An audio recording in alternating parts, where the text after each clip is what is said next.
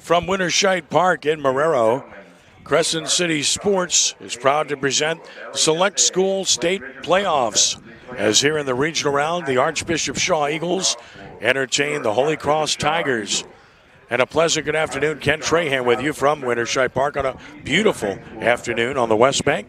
Holy Cross will be the home team today in Game 2, even though they're the visitors, if you get my drift, because in a 3-game series, the visiting team becomes the home team, and that's the case today. In case you missed Game 1, which took place on Thursday here at CrescentCitySports.com. Go back and watch it anytime you want. The Eagles prevailed 3-2 over the Tigers. Shaw scored 2 in the 6th, 1 in the 7th to walk it off to win that game on a pinch hit RBI double by Wyatt Mark to win the game 3-2 in an absolute thriller. And thus the Eagles have a 1-game-to-none lead in this best-of-3 series. Should Shaw win this game, they will advance to the state quarterfinals to take on number 1 seed Catholic. Should Holy Cross win this game, there will be a Game 3 following this one here this afternoon. And, of course, we'd have that one for you as well. We'll have the invocation now, followed by our national anthem. Father, and the Son, and of the Holy Spirit. Amen. God our Father, help us put forth our best effort to represent our school with class, to respect our opponents, and to grow as disciples of your Son, Jesus. Keep us safe from injury and harm. Through the intercession of Our Lady, the Mother of your Son, and our Mother too. We ask this through Christ our Lord. Amen.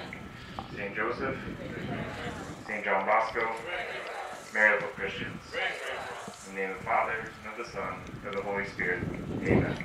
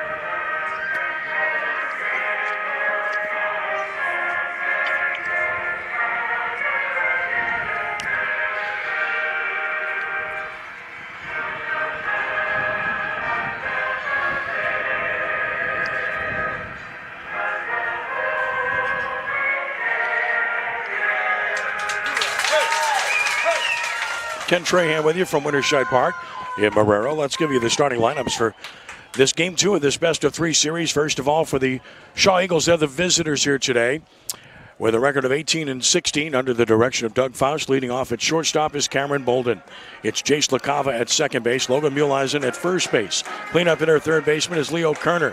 Batting fifth at DH is Julian Clark. Sitting sixth and pitching will be Justin Oob. Batting seventh in right field, Trey Parks. Hitting eighth and catching is Justin LeBlanc. Batting ninth in left field will be Cole Guidry. The center fielder not batting is Brennan Savoy. Top three are Bolden, LaCava, Muleisen.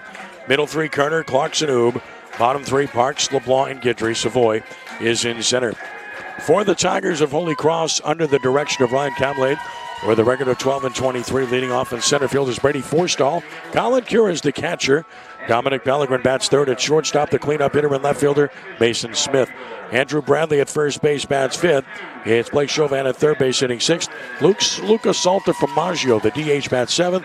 In right field batting eighth is Chris Serkovich, and batting ninth at second base is Ryder Blanchard. Top three are Forstall, Cure, and Pellegrin. Middle three, Smith, Bradley, and Chauvin. Bottom three, Salter, Maggio, Serkovich, and Blanchard. Tigers on the field defensively in the top of the first inning. We'll have Smith in left, Forstall in center, Serkovich right, Chauvin third, Pellegrin short, Blanchard second, Bradley at first with Cure catching. And on the mound for the Tigers will be the right-hander, Will Andrade, who gets the ball here in this do-or-die game for the Tigers. He's just a freshman. 5'8", 135, and what a future he has. Andrade is a three-pitch pitcher. Fastball, curveball, changeup, and the changeup probably his best pitch. Not going to throw hard. He's going to be 78 to 80 perhaps with his fastball. It's all about command for Will Andrade. Holy Cross swept the regular season matchups between these two teams. But Shaw won game one here of the best of three series. And we're ready to go with baseball here in game two this afternoon. Looking forward to bringing it to you. The weather is delightful. The skies are mostly sunny. The temperature is 84 degrees. The relative humidity at 50%. And the wind is at 7 miles an hour, and it's blowing in. This ballpark does not yield home runs anyway, but it's blowing in here today. And as we'll detail during the broadcast, the infield is slow. The grass, hard to get a ground ball through. Bunts are always effective in this ballpark. And again, tough to hit the ball out of the park. Outfields will play shallow most of the time. Leading off, the shortstop, Cameron Bolden. Bolden, 238, no homers, 11 driven in. And the first pitch of the game from Andrade is a strike call. We're underway at 12:59, a minute early. Andrade 0 for 3 in game one of this series. Or rather, Bolden 0 for 3 in game one of this series. Bolden waits. Andrade pitches. And a swing and a foul. So it's quickly 0-2 on Bolden. Andrade getting ahead to get things started here this afternoon. Infield, outfield straight away for Bolden. No balls and 2 strikes. Ready with another. That's high and away. 1-2 the count. Game one was so well pitched on both sides by Cole Guidry and Andrew Bradley. Combined for 1 walk. Teams combined for all of 6 hits. Not going to see much better pitching than that. This is high. So we're 2-2 now to Bolden. Eagles are in their green tops today. White pants, green caps, green stockings. Tigers in their old gold jerseys. Navy blue numerals and accent. White pants, navy and the gold caps. Pitch is high, and now from 0-2, Andrade is 3-2 to Bolden, the leadoff hitter. Again, scenario is clear. If the Eagles win, they advance. If the Tigers win, we have a game 3 to follow here at Crescent City Sports this afternoon. Here is the payoff pitch from Andrade, and a swing and a foul. Bolden battling. Just what you want out of your leadoff man. He's seeing pitches. This will be pitch number 7 in the at-bat to Bolden. 3-2 the count. Another payoff pitch and a check swing foul. So it holds at 3-2. We'll see an 8th pitch in the at-bat. Of course, high school baseball, 115 pitch limit for any pitcher. 3-2 on Bolden. Sign given, another payoff pitch. That's high. Bolden with an outstanding at-bat. Draws a leadoff walk. Good speed aboard. A good start for the Eagles, and now Jace LaCava will bat. LaCava, 276, 2 homers, and 18 driven in. 0 for 3 in game one with a run scored. And they'll be straight up for Jace. Bolden will lead from first.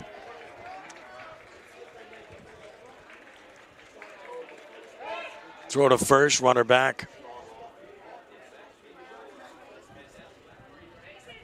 Cameron Bolden, 11 steals on the year, second on the team. Always a threat to go. Thus the first call. Good changeup to LaCava. Again, that's a really good pitch for Andrade. His out pitch. No balls and a strike.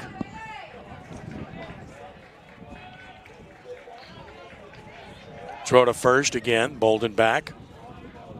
Umpiring crew is the Hammond Association assigned here. For state playoff games, you always have neutral umpiring associations, even though you have 2 local teams participating here. Runner goes. Pitch is high. Throw by Cure is high. He's safe at second. So holding at second on the stolen base is Bolden with his 12th stolen base of the season. And the Eagles have something going. And a 1-1 count to LaCava. And Cure to the mound. Again, Andrade, a freshman. This is such a young Holy Cross team. We talked about that in game one. I mean, this roster is sprinkled with freshmen, sophomores, and an 8th grader as well that play for this team, which, of course, bodes extremely well for the future. But we're in the present. And the Tigers need to win here. Runner at second, Bolden. 1-1 count, LaCava. Pitch from Andrade. Foul back. Off speed again, it's 1-2. So when you're facing a pitcher like this, it's important to stay back if you're the hitter. Trust your hands. 1-2 the count.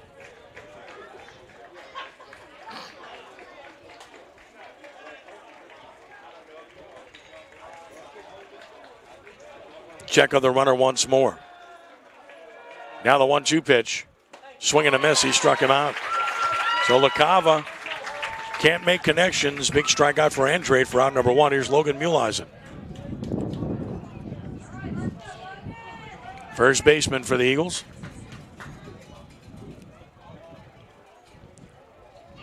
In from the right side. The senior. 296 hitter now. 3 homers. 26 driven in. 0 for 3 in game 1. Andrade, long look, pitch on the way. Tap foul, back toward the netting. It's 0-1.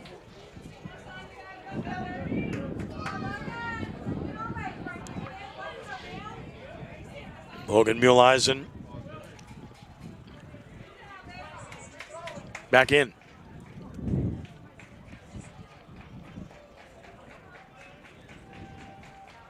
No balls and a strike, and Andrade steps off.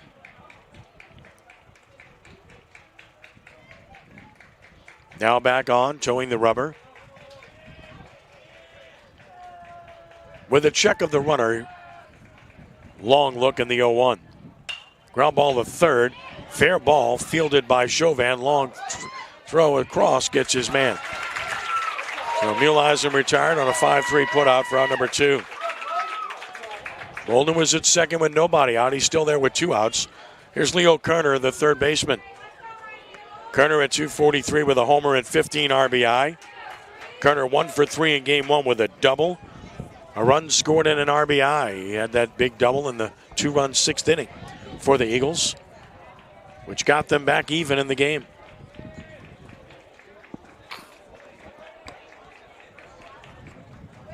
Here's Kerner.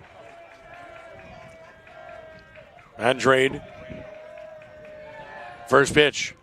Down for a ball. It's 1-0.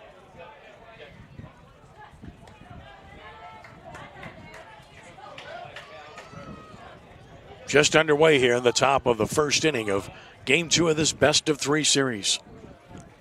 Eagles on top in the series, 1-0. Bolden leads from second. Second baseman cuts in, and that draws the attention of Andrade, who steps off. Blanchard trying to keep Bolden close.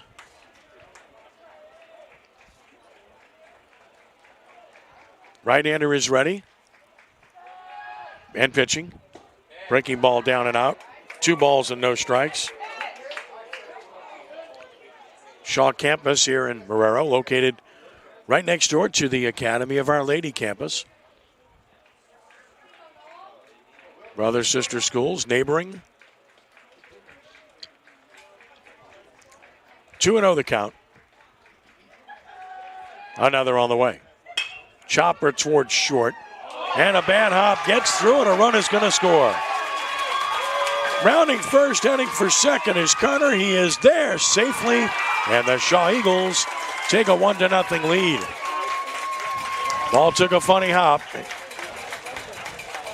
Gives the Eagles the lead as Kerner ends up at second base. And the batter will be Julian Clarks. Clark's the designated hitter at 382 with 2 homers and 15 driven in. 2 for 3 with a double and an RBI in game 1. He had 3 good at-bats in that game. Waiting from the left side. Andrade is pitching. Swing and a miss. Stayed away from him. Kept it down. It's 0-1. Got to believe that goes as an error, which means no RBI, but a run scoring nonetheless.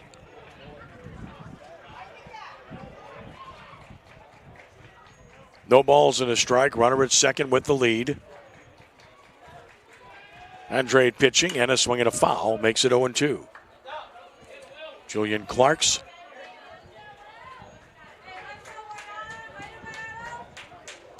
in the hole. Junior steps out.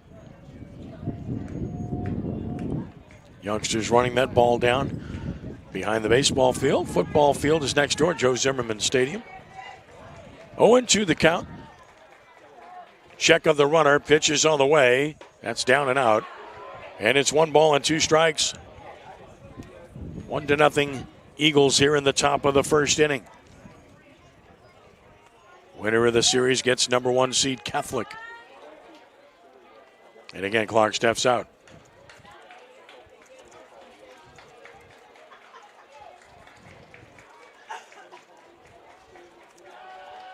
Ready once more. Andrade, who's taken a lot of time. The pitch. Breaking ball swung on and missed. Struck him out to end the inning. Eagles get on top with a run on no hits, 1 error, 1 left. On to the bottom of the first, Shaw, 1 Holy Cross coming to bat. So a good start for the Eagles, who get a run right away. It took them 6 innings to score in game 1. And the Eagles will take to the field. And we'll get you the defensive alignment here momentarily as the Eagles get to their positions.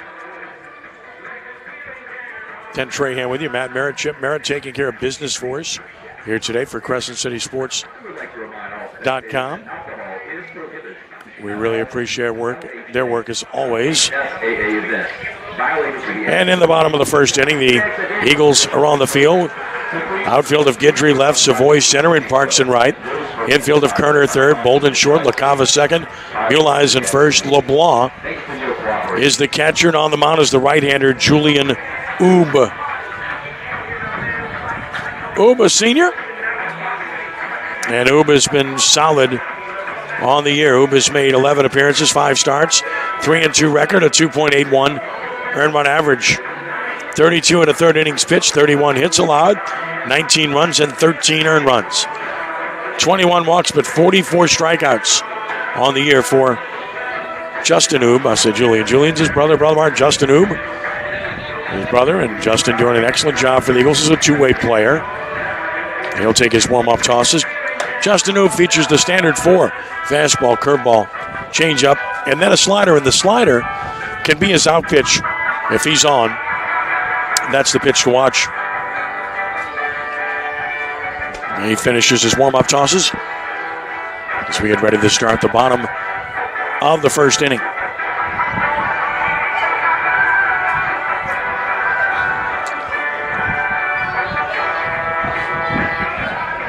And here in the bottom of the first inning, the Tigers will send Brody Forstall to the plate to get it started. Best hitter on the team, the center fielder.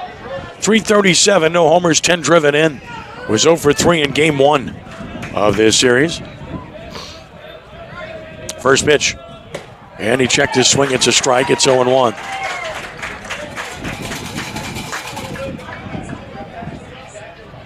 No balls and a strike on Forstall. Open stance from the left side. Next pitch on the way. Breaking ball just missed the inside edge. And it's 1-1. Across the hitter's face with that breaking ball.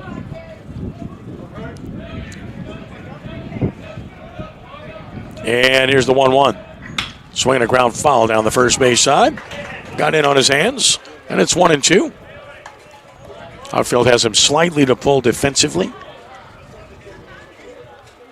1 ball and 2 strikes on Forstall. And the next one on the way. And that's strike 3 call. Great pitch. Oob gets him looking for out number 1. Justin records the first out. Put a backwards K up there, and here's Colin Cure, the catcher, at 278, 2 homers, 23 driven in for Cure. Outstanding player for this Holy Cross squad. One of their veteran players, a senior. And as a ball driven into left center field, ball's tagged, and it is caught on the run on an excellent play by the center fielder, Savoy, as he was just crossing the left fielder Guidry. He makes the play for out number 2. Had to go a long way. Good angle by both to avoid a collision, and Savoy makes a really fine play. Again, the ball's just not going to carry in this ballpark to left field. That ball was really hit well. Cure retired, excellent play. Dominic Pellegrin will bat. 314 hitter, no homers and 16 driven in. 0 for 3 in game 1, and he takes one down and in from Oob. Throw strikes, let your defense play. Exactly what transpired in that situation. The 1-0 pitch. Right down central, it's 1-1.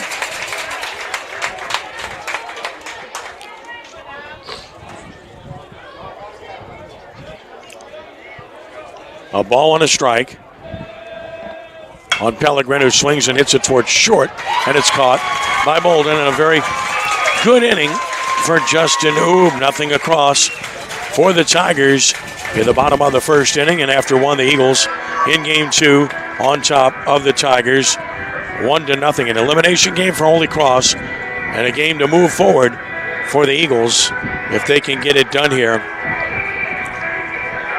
this afternoon in this first game. So 1-0 as we head to the second inning. I'll tell you about the numbers on Will Andrade on the year here momentarily.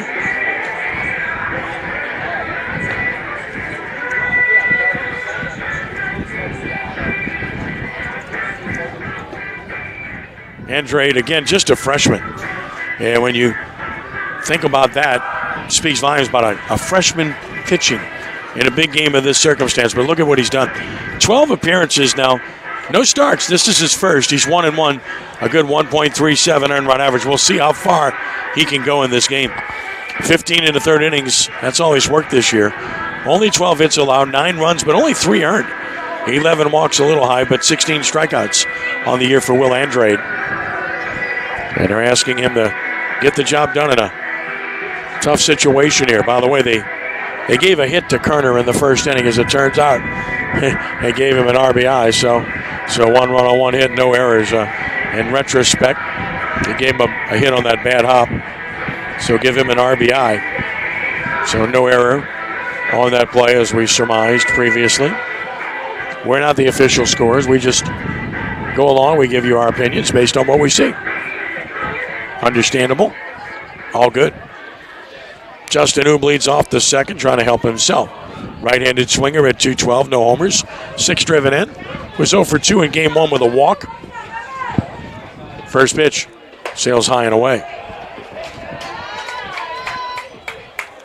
22nd pitch of the game by Andrade. 13 have been strikes. Walked 1, struck out 2 in the first.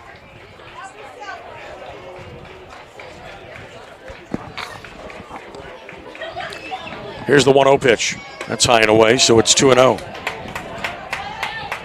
All hands on deck for Holy Cross here in game 2 in terms of pitching. They have to win this game.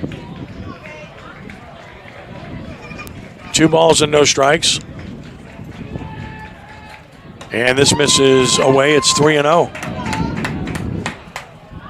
So quickly behind Andrade to Oob, his counterpart. And now the 3-0 pitch, and that's ball 4, not close. So 4 straight out of the zone. Oob's aboard, leadoff man on via walk to start the second straight frame for the Eagles, and that will prompt a visit to the mound. Brett Bernura, fine assistant coach, Lewineski. Holy Cross grad there, as is Brett Bernura. All Holy Cross graduates on this staff now with Ryan Camillet, the head coach. Shout out to our friends, Eric DeSormo, principal, and Mr. Kirkwood, the athletic director. New headmaster, William Gallagher at Holy Cross.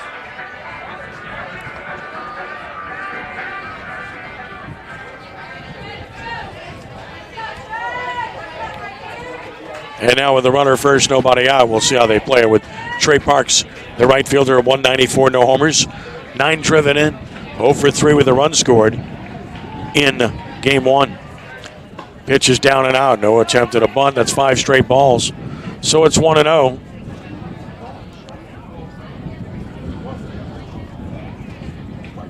One ball and no strikes.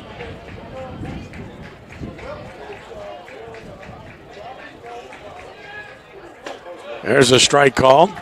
So that snaps the string of 5 straight out of the zone. It's 1-1. A ball and a strike to Parks. Go to first, runner back. We salute our good and great friends at Archbishop Shaw. Father Steve Ryan running this outstanding school now. And our friend Tom Alef, the outstanding athletic director, accommodating us in grand fashion per usual today. Deeply appreciative. Great schools, great people. Runner goes, pitch is fouled back. A little hit and run action. Parks fouled it back though, and it's 1-2. And Oob will return to first base. 1-2 on Parks. Right-handed hitter stands back in.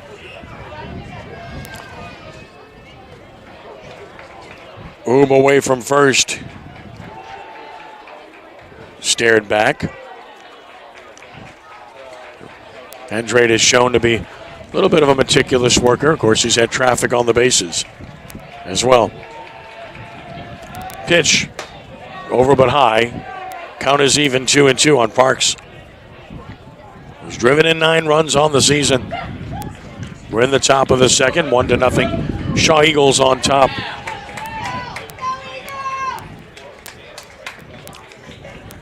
Two balls, 2 strikes. Snap throw to first. Runner back.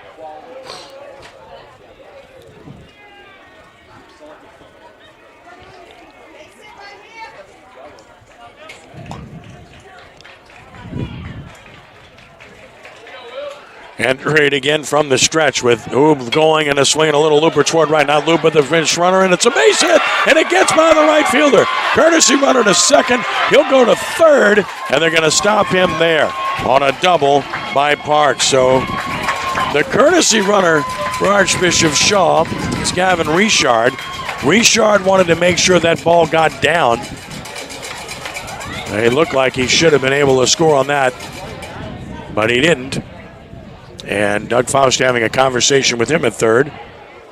It's still second and third. Nobody out for the Eagles as Parks drops a double in the right field. And the Eagles have a chance to open up a nice lead early here with Justin LeBlanc at the plate. The catcher, 197, no homers and 5 driven in. Infield comes in for the play at the plate early on in this game. Tells you about the magnitude of the situation for Holy Cross. Stretch pitch. And a swing and a chopper foul, third base side. Fielded by Doug Faust, the outstanding head coach of the Eagles. No balls and a strike. I see Doug. I think of his dad, Gene, who was an awesome man, great baseball man for so many years. Great coach, terrific person. And, of course, the Faust ties to the Sherman family as well. Chopper toward third. Third baseman looks the runner back, throws a runner from second, broke. What is he doing? Now they've got him hung up, and they throw to the shortstop, and he's tagged out. Unbelievable. What a huge, huge base running mistake with third base occupied, and now the Tigers are an out away from getting out of this. That's a double play on the play. It's a 5-3 put out at first, and then the throwback. 3-5-6 to get the runner. Parks, who obviously forgot about the runner at third. Speaking of which, there's a runner at third with 2 outs, and Cole Guidry bats. Guidry swings and hits it up the middle. That's trouble. Guidry is going to be safe at first. Infield hit, RBI, and the Eagles take a 2-0 lead. So Guidry picks up his team with a big 2-out hit. Hit it in the best place in the diamond, center of the diamond. Drives in his 15th run on the first pitch. Plating Oob, or rather plating Richard, the courtesy runner. And it's a 2-0 lead. And Bolden will bat. Walked and scored his first time.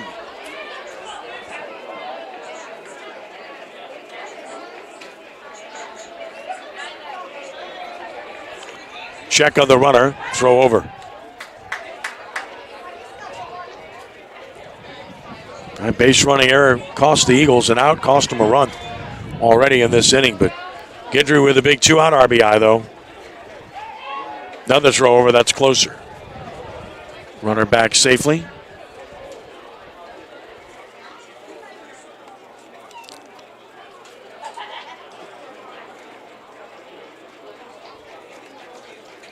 Check on the runner. He goes, pitches away, throw by Cure is there, and he's out. No, he's safe. He dropped the ball. Safe at second.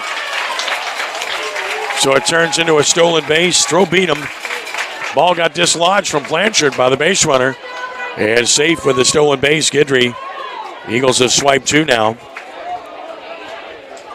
And another runner in scoring position as a result. And now Bolden with a 2-out opportunity. 1-0 the count.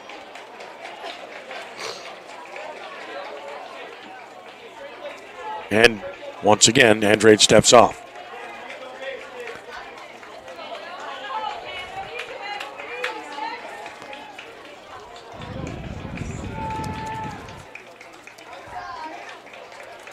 Here's the pitch from Andrade. That one drops over, but just high. Pretty good looking pitch. Called the ball. It's 2-0.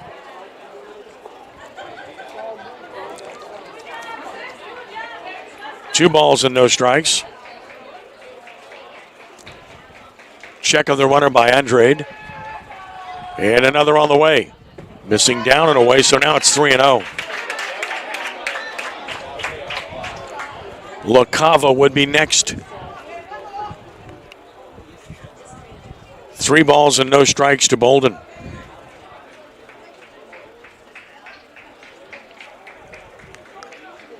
Guidry a lead. The pitch is right down Main Street. It's 3-1. Wind continues to blow in from left field. Here at Winter Scheit Park.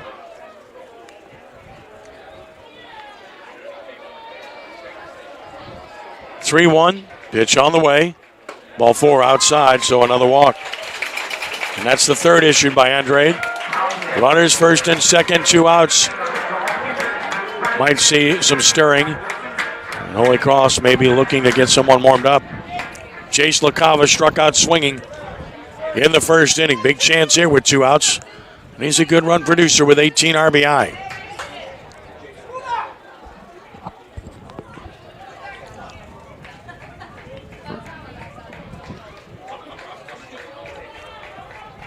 Guidry at second, Bolden at first. LaCava waits. Pitch from Andrade. That's a breaking ball down and out. LaCava reading it all the way.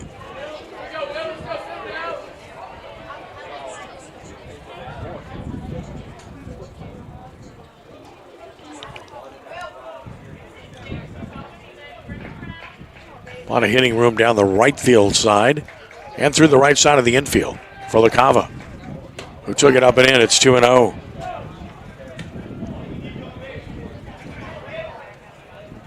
Two District 9 5A rivals. This classification with only 11 teams competing in the playoffs. Scotlandville opted out.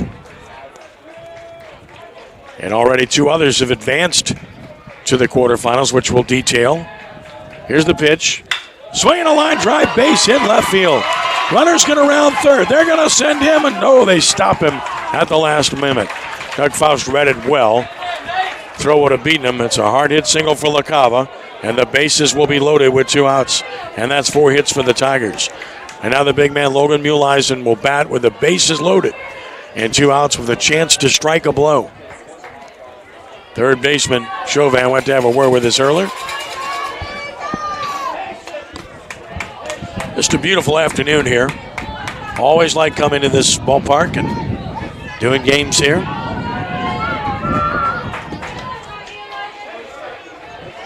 Here's Muleisen. Runners lead every base. Here's the pitch. Breaking ball down. It's 1-0.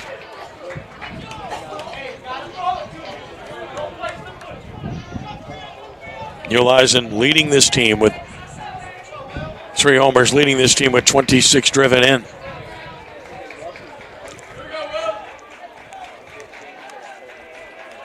A ball and no strikes.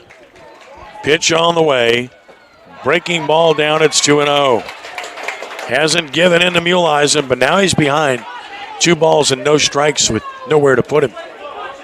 Good crowd on hand here this afternoon, much as was the case with Game 1, which is what, of course, we expect with these 2 schools and programs. 2-0. That's high, and it's 3 balls and no strikes. Muleisen, hitter that he is, likely to take a pitch here. 3-0 the count. Guidry third, Bolden second, LaCava first. Cloud cover arrives. The pitch, and that's called high, ball 4. And a run will score, and it's 3-0 Shaw, and we'll see if Holy Cross wants to make a move. Muleisen with his 27th RBI. Guidry scores, Bolden the third, LaCava the second. And we might have a move made here. And bullpen action. We wondered about how long he would go, and it looks like that will be it for the young freshman Andrade. He's going to leave after an inning and 2/3. Hand control was the issue. Gets a nice hand. It's quite a spot for a freshman to be in with your season on the line. He's got a very bright future. Make no mistake about that. And the Tigers go to the bullpen here in the second inning.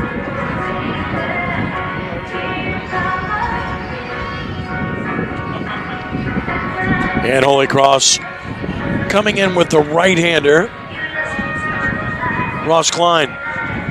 5'10", 170 junior. Klein on to try to stop this Shaw rally. Klein has appeared in 15 games, most on the team. And 7 of those appearances have been starts. Klein with a 1-3 record, a 3.25 earned run average. No saves, 23 and 2/3 innings, 17 hits allowed, 20 runs, 11 earned. He's walked 19, struck out 18, has 4 wild pitches. Ross Klein taking his warm-up tosses, and he'll have to deal with the cleanup hitter, Leo Kerner, when play resumes here momentarily. Again, the situation, should the Eagles win this game, they win the series in advance to play the number 1 seed Catholic High in the quarterfinals, best of 3 series. Should Holy Cross win this game, the Tigers would force a Game 3 to be played here this afternoon. Following this one,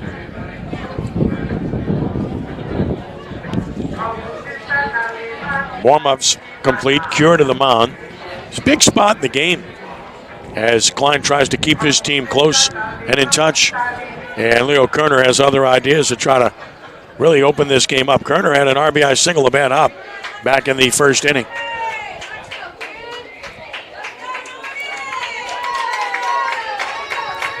Ready to go from the full windup, Klein.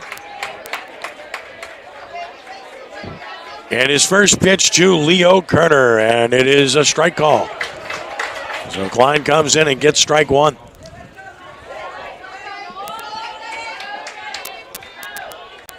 Kerner, a senior. Shaw has quite a few seniors on this roster. The 0-1, swinging a foul back, and so Ross Klein ahead 0-2.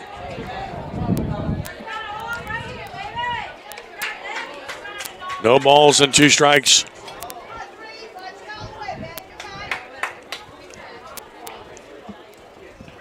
Kerner stands back in. And now the 0-2 pitch. This down and out, 1-2. Good location with 2 strikes, trying to get the hitter to expand. Open stance, Kerner waves that bat as he waits for the 1-2 pitch, and here it comes. Ground ball right side of the second baseman. Should end the inning. Blanchard the first for the out. And Klein comes in and gets the big out. The Eagles come up with 2 runs in the inning. They do it on 3 hits. No errors. And the Eagles strand 3, their first 3 left. We go to the bottom of the second, and Shaw leads it by the score of 3-0. That's a big out for Klein to get out of that without any further damage and keep his team squarely in it. And back to the Mount Arm with a 3-run lead now.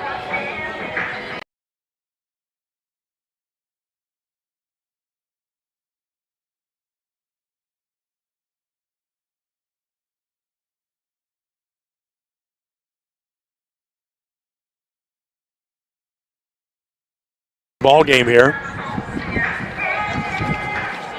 And here in the second, he'll be facing Mason Smith, Andrew Bradley, and Blake Chauvin. As we get set to start the second inning, want to remind you that today's coverage on Crescent City Sports is brought to you by the Lamarck Automotive Complex in Kenner. Lamarck Lincoln is the only Lincoln Black Label dealership in the market. It's more than ownership, it's membership. Must be a reason. On to the bottom of the second inning, 3-0 Eagles on top.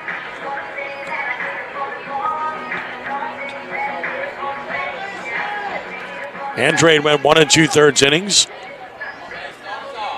And he allowed 4 hits, 3 runs. All earned, walked 4, struck out 2. Could lose, cannot win. Here's Oob pitching, and that's a strike call to Mason Smith. The left fielder, Smith at 222. No homers, 8 driven in, 0 for 3 in game 1. It was only the 9th pitch for Oob. Struck out 1 in the first. Swing and a miss. Oob throwing strikes, getting at 0-2.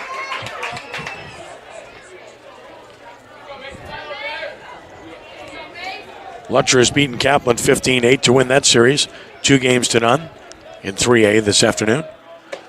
Pitch misses away. Catcher wanted it, but it was off the plate. And it's 1-2. So a ball and 2 strikes.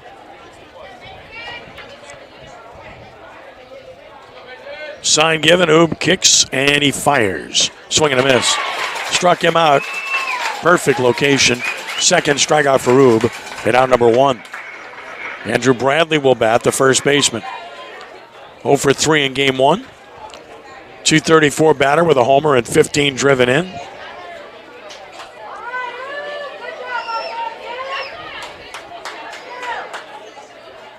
Pitch on the way. Fastball over but high. Rose Pine has defeated Pine 21-1 to win that 2A series, 2-0. Here's the 1-0 pitch. Swinging a tap foul. And it's 1-1. Doyle in 2A defeated Laurelville 6-0 today. They win the series to the Tigers, 2-0. As we keep you posted on other action. Mention that there are 2 other series in Division I which have been decided already. We'll detail that in a moment. Here's the 1-1 pitch. Breaking ball strike. And it's 1-2. Archbishop Rummel advanced to the quarterfinals. Raiders swept, the 6th-seeded Raiders swept number 11 McKinley. 16-0 and 13-0, both in 5 innings. Breaking ball, a little looping ladder, and that's a base hit into right field. So a 1-out single by Andrew Bradley. Nice job of hitting to go out and get that one. First hit for Holy Cross. That brings Blake Chauvin to the plate. Chauvin, a 231 hitter, no homers, and 4 driven in. So Rummel advances to play John Curtis Christian, the 3rd seed, in the best of 3 quarterfinals. District rivals, 9-5-8. Strike called at 0-1. Curtis swept the 2 regular season games. And then, of course, with the other select school series that's been decided, number 10, St. Augustine advanced. They beat the number 7 seed, St. Paul's, in 2 games, 6-4 and 7-3. Swing and a miss. 0-2. Great result for the Purple Knights. Parent Race Club, the 10th seed, will now face another familiar foe. Number 2 seed Brother Martin in the quarterfinals. The 2 teams split the regular season district games. And we'll update those brackets for you here when we get an opportunity. Pitch missing away. And it's 1 ball and 2 strikes.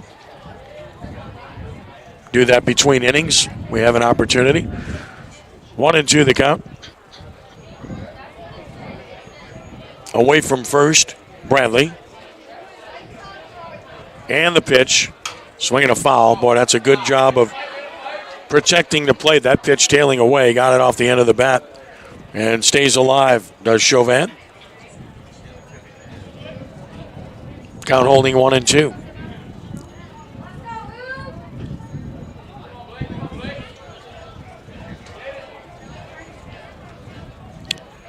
Snap throw to first. That's close. Just getting back. Bradley, good move by Oob. Quick, decisive to first. A ball and 2 strikes. Ready now, the pitch. Swinging a foul again, protecting well. It's a good at bat by Chauvin. He's battling. Those are 2 good pitches he's fouled off. Tough to get to, but he did. Bradley away once more from first and a 1-2 pitch. Inside, try to front door him with the breaking ball. And it's 2-2. Little arm side action. Didn't break back enough for Oob.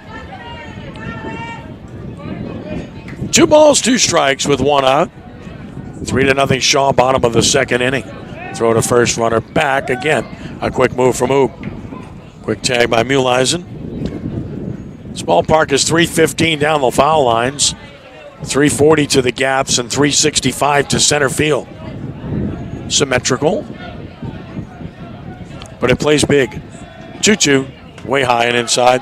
3-2, good at bat by Chauvin. And now Bradley, good chance he runs here. Holy Cross very aggressive on the bases, typically speaking. 3-2 the count. Bradley leads, not going. Swinging a drive to left. Left fielder coming, and it gets by him. Runner's going to round second. He's on his way to third. It's going to be a double for Chauvin, and here come the Tigers. Guidry tried to make a sliding catch, much like we saw with the right fielder for Holy Cross previously, and both outfielders get burned. This is one of those ballparks where you want to keep it in front of you because it's hard to hit it over the heads of people, and that's 2 good efforts, but in retrospect, not the right moves by outfielders in this game. A double for Chauvin, and with 1 out, here's Lucas Saltavamaggio with a big chance for the Tigers. Good hitter. 318 on the year is Luca. No homers, 4 RBI. Saltavamaggio with a big chance. The sophomore. The pitch. Fastball high, 1-0. Time called. Catcher to the mound. LeBlanc. It's a big inning for Holy Cross to try to answer. Down 3-0 in the second and up against it, needing to win this game to stay alive.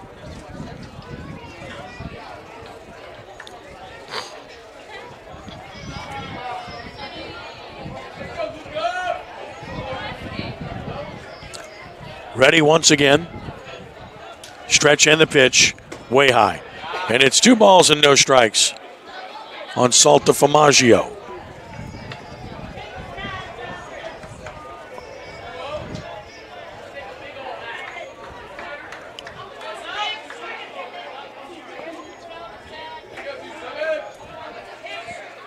Runners at second and third. And the 2-0 pitch. Swinging a pop-up a mile high into left. Is it deep enough? I don't think so. Left fielder Guidry makes the catch. Runner tags, and he won't come. It's a big out obtained by Oob. Saltavamaggio skies to short left. For out number 2. And it takes a 2-out hit from Chris Sirkovich, the right fielder. A .215 hitter, no homers, and 3 driven in. 0 for 1 with a run scored in the series is Sirkovich.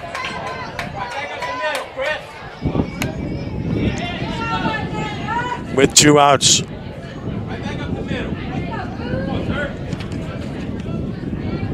And the pitch. Fastball high, 1-0.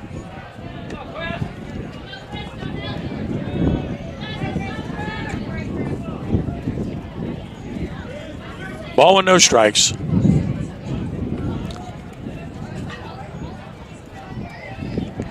The pitch. Missing away, it's 2-0.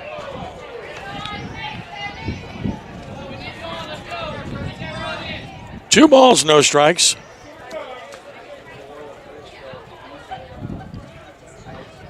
And a stretch once more. Oob brings it.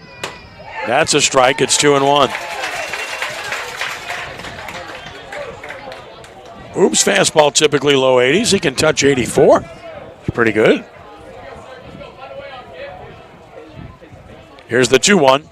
Missing down and away. So 3-1.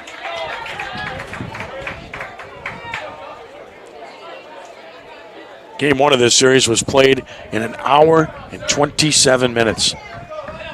Outstanding pitching. This one a much slower pace early. And here's the 3-1. Ball 4. Bases loaded, 2 outs. And it's Ryder Blanchard with a big chance for the Tigers. Blanchard at 220. 1 homer, 13 RBI. He was 1 for 2 in game 1.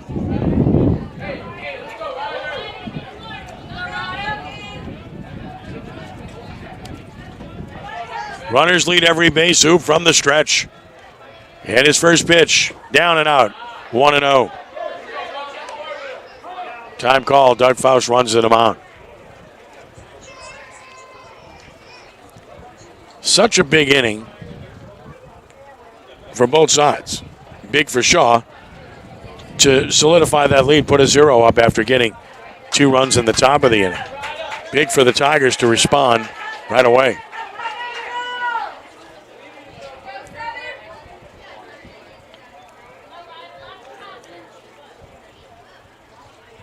Visit complete.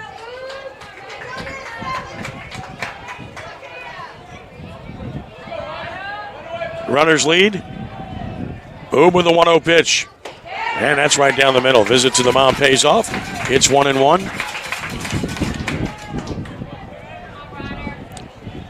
Bradley third, Chauvin second. And it is Sirkovich first with 2 outs. The 1-1 from Oob. Breaking ball missing. It's 2-1.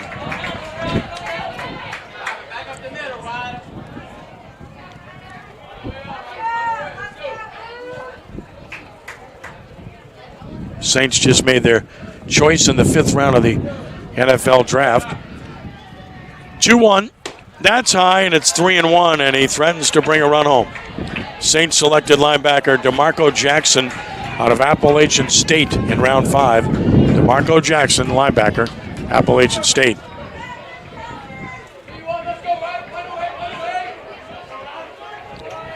Three balls and a strike. Oob delivers, and a strike. It's full 3-2.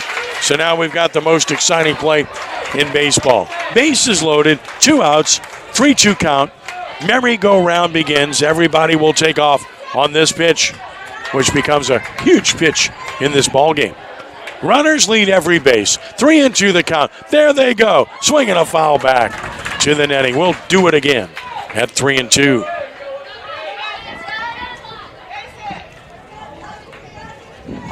Drama here in the bottom of the 2nd inning. Holy Cross the home team in game 2 of this best-of-3 series.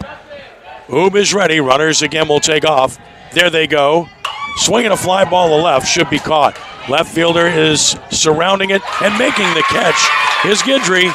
And the inning is over. Blanchard made good contact, but flies out to left. In the inning, no runs, 2 hits, no errors, and 3 big ones left on base. Both teams trying the bases loaded in the 2nd. And we'll go to the 3rd with Shaw maintaining a 3-0 lead over the Holy Cross Tigers. And the Eagles dodge one there. And we'll get you updated on the brackets here in just a moment. Show you what we're dealing with here in Division 1. As the Eagles are trying to win it here in Game 2. All right, let's go ahead and take a look at those brackets right now on the select side of Division One.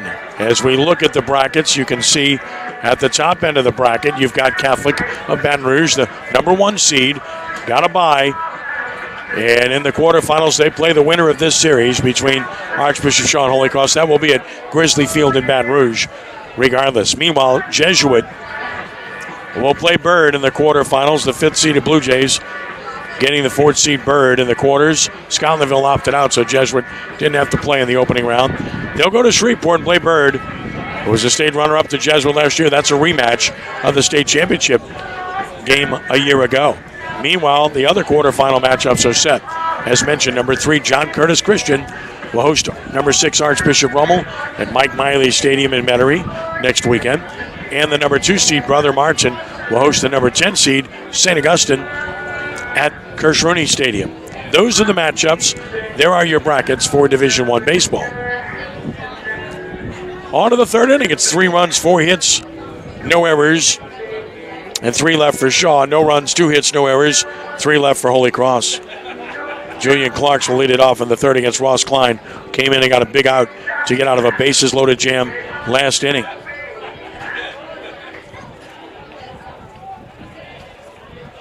Here's Clarks, good hitter.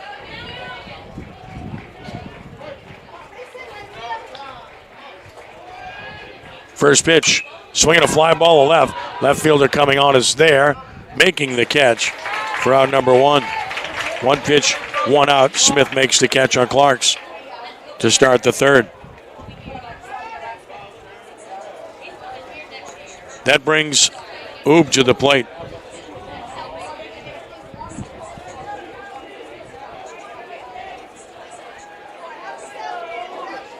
Oob walked and scored. His courtesy runner scored for him in the first. Strike called. No balls and a strike.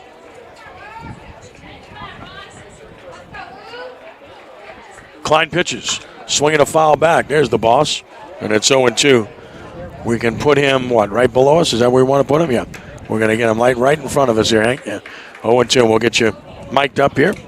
No balls and 2 strikes on Justin Oob. The pitch just missed the outside edge. It's 1-2. So a ball and 2 strikes on Oob. Nobody on, 1 out here. Top of the third. Eagles lead the Tigers 3-0. And here's the 1-2 pitch. High from Klein, and it's 2 balls and 2 strikes. Defense straight up defensively for the Eagles pitcher, who waits for the 2-2 pitch. And it's outside, so it's full 3-2. Ross Klein in relief of Will Andrade for the Tigers. We're trying to stay alive here. They need a win to continue this series. Eagles trying to advance. Lead it 3-0, and here's the payoff pitch to Oob. That's high for ball 4. He's on with a 1-out walk. Second straight time Oob has walked, and you can bet he'll get a courtesy runner. Gavin Richard will get him right now. So there's Richard taking over at first base for the Eagles to run for Oob, which will bring Trey Parks to the plate. Parks had a double his first time up to right field as part of that Eagle 2-run second inning. And he bats here with 1 on, 1 out in the third, as we're about to welcome a special guest here the rest of the way to carry me, as he as always has. This pitch is high for ball 1. I got to say that. I got to be in good standing with this guy, Actually, I am for about 40 years, 45 years now, because he's a great friend. Among all things, he's a good man and a great friend. But he's one of the best football coaches in the history of Louisiana. Is that good enough? Did I get that right? Try to be the best coach in Marrero, that's all. It's the best coach in Marrero. That's the legend, Hank Tierney, the head football coach at Archbishop Shaw. Boy, that has a familiar ring to it. Has a nice ring to it, too. I actually never thought I'd ever hear anybody say that again, but it does have a nice ring. I like saying it, too. I really do. 1-1 to count the pitch. That's a swing and a foul. And you're wearing a P-cap because you're still working at Ponchatoula, and I know you love Ponchatoula, and they've been really good to you and your family. That's a great place, and they wear green, too, and they're wonderful people there, and I know you deeply appreciate the Green Wave. Great town, great people. Had a great time, had a great experience there. Runner goes, pitches down. That'll be a stolen base for Richard. The Eagles get a runner into scoring position. But go ahead, Hank. Bunch of great kids, and guy has taken over the program. Trey Willie will do a great job, and that program, I believe, will continue to be very, very, very good. Trey's a good man. Yeah, that was a wonderful season the Green Wave had, reaching the state championship game this past year under Coach Tierney. And then the news emerged that he'd be heading back to Archbishop Shaw, staying in the same color, basically, which is pretty cool. This pitch misses high and away. You don't have to change your wardrobe. Neither does Joanne.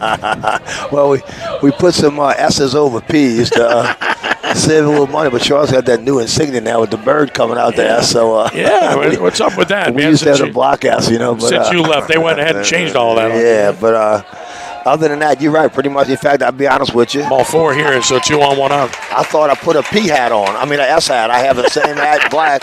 I grabbed the wrong one, but I'm always happy to represent Ponchatoula. You bet. And we'll get a visit to the mound here. And again, the Tigers in a bit of trouble with 2 walks and 1 out. Now, Hank Tierney it's great to have him on it. And this is not a homer broadcast for Archbishop Shaw because Mr. Tierney, way back in the day, knew a little bit about these Tigers. Yeah, Holy Cross graduate, class of 69. And, know a lot of people still there. In fact, hiring the Holy Cross coach, Mike Balmani, is coming to work with me. And I have a lot of friends at Holy Cross still, and a great school, and pull from, just not today. Just not today. Not against Ponchatoula, not against Shaw. That's right. I completely understand that.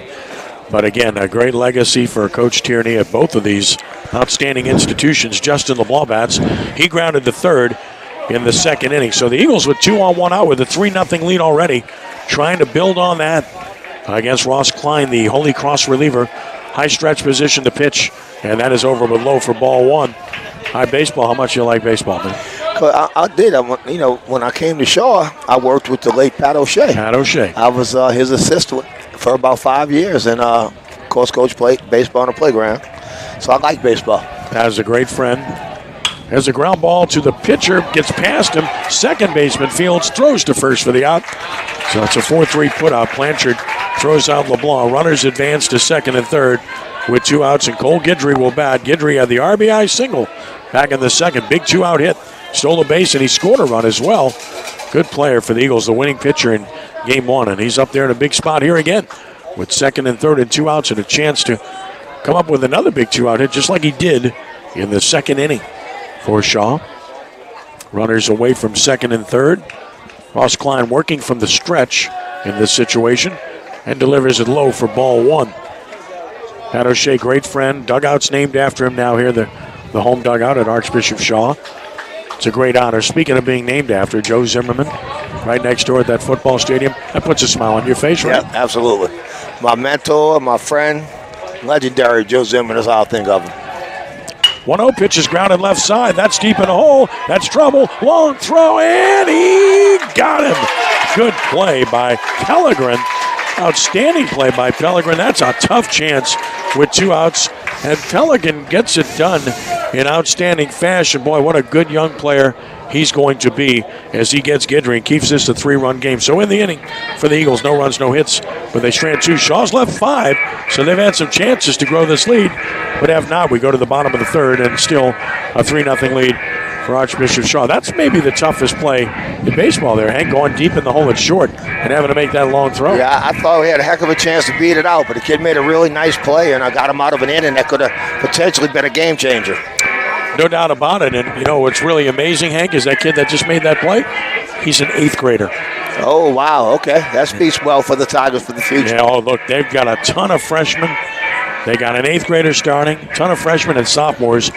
They're really young. In this league in baseball, it's Holy Cross and Rummel. They're both unbelievably young and have a great future on both sides. The Eagles have quite a few seniors on this baseball team. They do, absolutely. I do have a couple that play football. The second baseman is a returning starter, Jace Okawa, a very good player. I know Jace very well. And a couple of kids whose daddies I coached on the team as well. So, I'm getting a little up there. Not as old as you, Kenny, but I'm getting up there. Oh, stop it, man. Come on. Truth be told, you've got me. Because there's no question you got me, okay? I got most people. Yeah, you're right. No doubt. You graduated in what, 69? 69, yes, sir. Yeah, so you graduated before I started at that other Archbishop. So I mean, come on, I'm like a baby compared to you. Shoot, I could have taught you. You could have taught me. That would have really advanced me in life, man. I got to remember now that we don't say Rummel no more. We say Severn Street. You're gonna love getting back and playing those guys after all these years. I actually have a great spot in my heart for Rummel. As you know, Jay Roth and I have been friends for 25 years, and Frank Monica's son, the head coach there, Nick has done a fabulous job, and Frank and I go back 40 years. Frank's an awesome man. So I just hope that, to be honest with you, that we can get to a point where we can make the rivalry competitive again. That's all. Well, hey, listen, I did the game last year, and Shaw easily could have won, and maybe should have won that game. I definitely watched the film, and you're absolutely right. Very, very unfortunate they did not win the game, but that's how it goes. I lost a bunch of them like that myself, I hear you. Strike over the inside corner to Brody Forstall. Struck out looking to start the game. Next pitch from Oob. Misses away for ball one. Oob only used 8 pitches in the first, but needed 31 in the second and got out of a bases-loaded jam. Forstall, best hitter on the Tiger Club. Top of the order for Holy Cross. There's the 1-1 pitch on the way. Good breaking ball. Backdoored him, strike call. And it's 1-2. Again, the slider is Oob's out pitch. And he shows you a good breaking ball right there. And gets ahead in the count, a ball and 2 strikes. And another pitch on the way from Oob is high. So it's 2 balls and 2 strikes. Yeah, you've had so many guys that have played for you, that you've coached with. We talked about your coaching tree many times. That nobody has a bigger, more impressive coaching tree than you have, of guys that have gone on to big and better things in the industry as head coaches. It's 3-2 now to Forstall, and I've told you over and over again, you should embrace that wholeheartedly, because that's amazing to see those guys, so many names that have had tremendous success as head coaches, and they started with you. Yeah, and I say this all the time. Payoff pitch is ball 4, so that's a good start for the Tigers. A leadoff walk here in the third to Forstall. Any credit, Kenny, that I'm given, I've just been so fortunate to have had so many great football coaches. And it's it's all obviously you can't do it without a great staff, not win without a great staff. And was fortunate to Ponchatoula to have a great staff, and trying to put one together right now. Softball final from Broussard State Championship. In Division III, Notre Dame edged St. Charles Catholic 5-4. So Notre Dame Pio softball team state champions. Great season for St. Charles Catholic. And Coach Ty Monica, that's Frank's other son. The ball missing away, it's 1-0. Comets falling just short there. 1 ball and no strikes on Colin Cure, who flew out to center. Terrific play by Savoy for Shaw. Running catch, full speed into the gap. That was back in the first inning. Throw to first, and Forstall is back. And Forstall, he's a load at first. He's stolen 17 bases on the year. So they will pay very close attention to him. Tigers even down 3. They like to run. So you got to expect they might try to do so here with their best base runner. Not going. Pitch is driven high and deep to left. Left fielder is back. Track. Whoa, that ball is gone. A 2-run home run by Colin Cure. And it's a 3-2 ball game. Cure with his 3rd home run of the year. RBI's 24-25. And I said it earlier, it's hard to get the ball out of this park. Well, Colin Cure just did it over the Falcon Law Firm side and left. And just like that, it's a 3-2 game. That ball jumped off the bat, Kenny. It jumped off the bat. Holy Cross side erupts, and a lot to cheer about, and rightfully so. Game on here. It's 3-2 with nobody out. Kenny, I just got a text from one of my classmates, Sal Serio, said put a plug in for the last Holy Cross State Championship baseball team. I will, and that was 1969. I got it. You're graduating, Coach. All right, Sal. I know all about it. Took care of you, Salvador. Sal, the Tigers have won 2. They won in 1944 when Hank was about 15, and then they won in 69. Ground ball to third.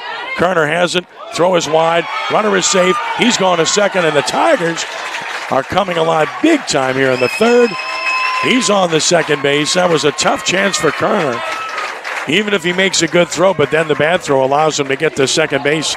So that's a big opportunity for Holy Cross with nobody out here. The Tigers are in business here in the third.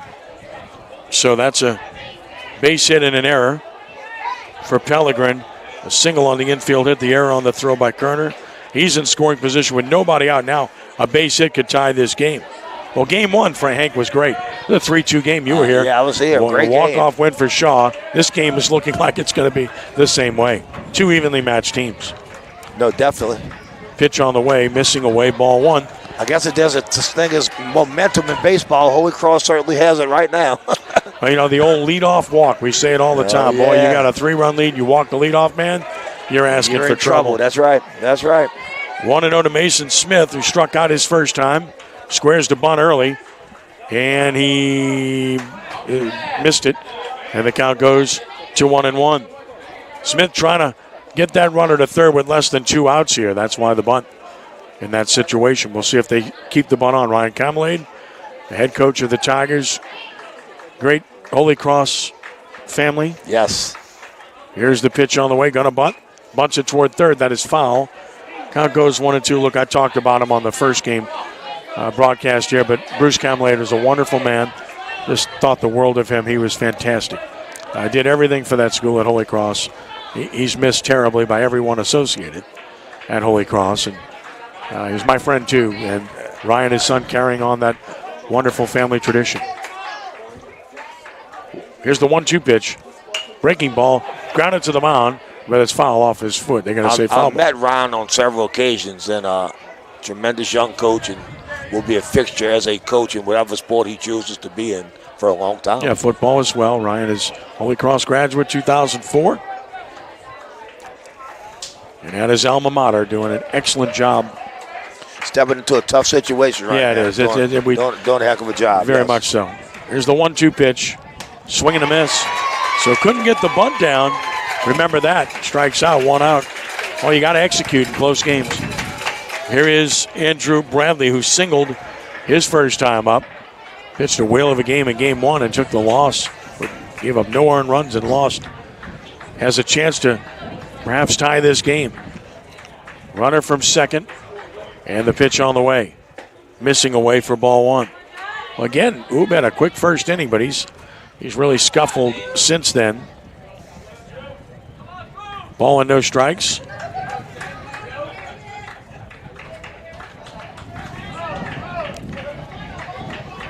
Check of the runner.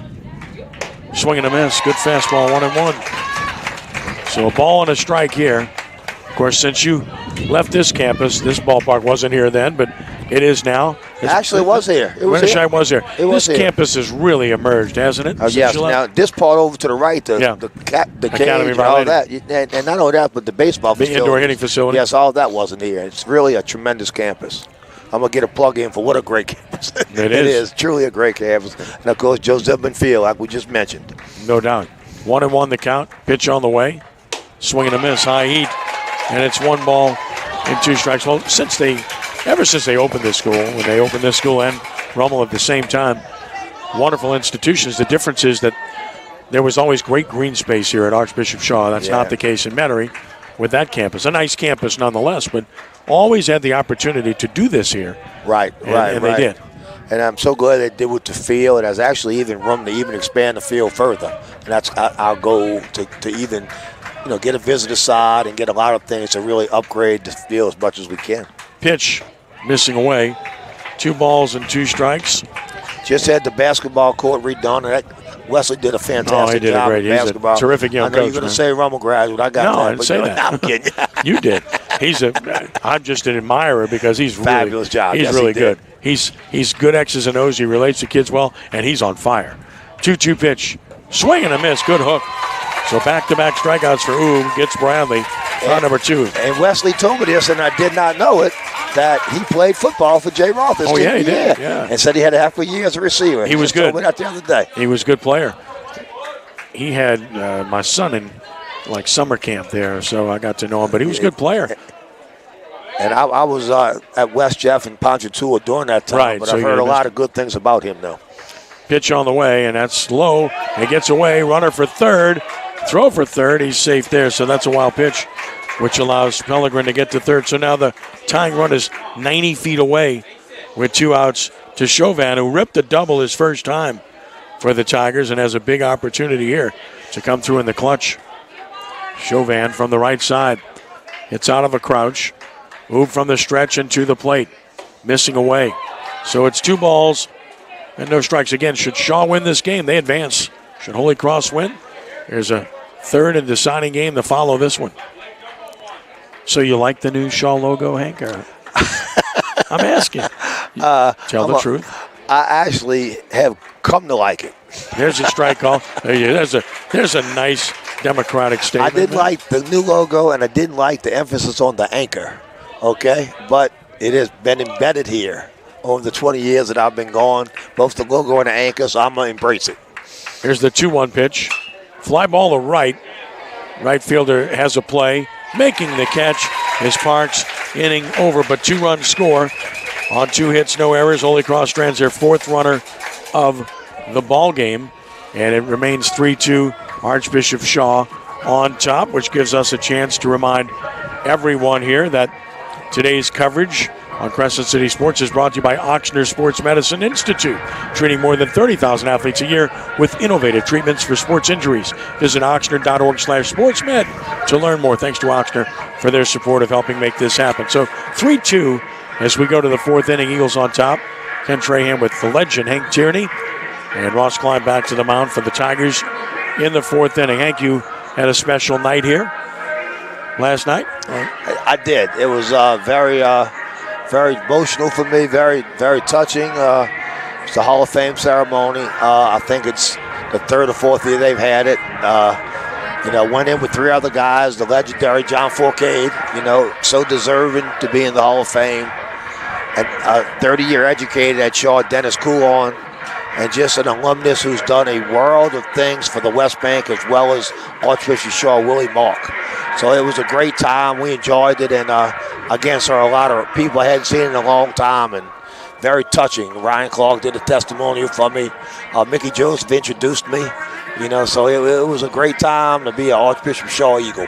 It's pretty good names there. But that's one of the things you're doing.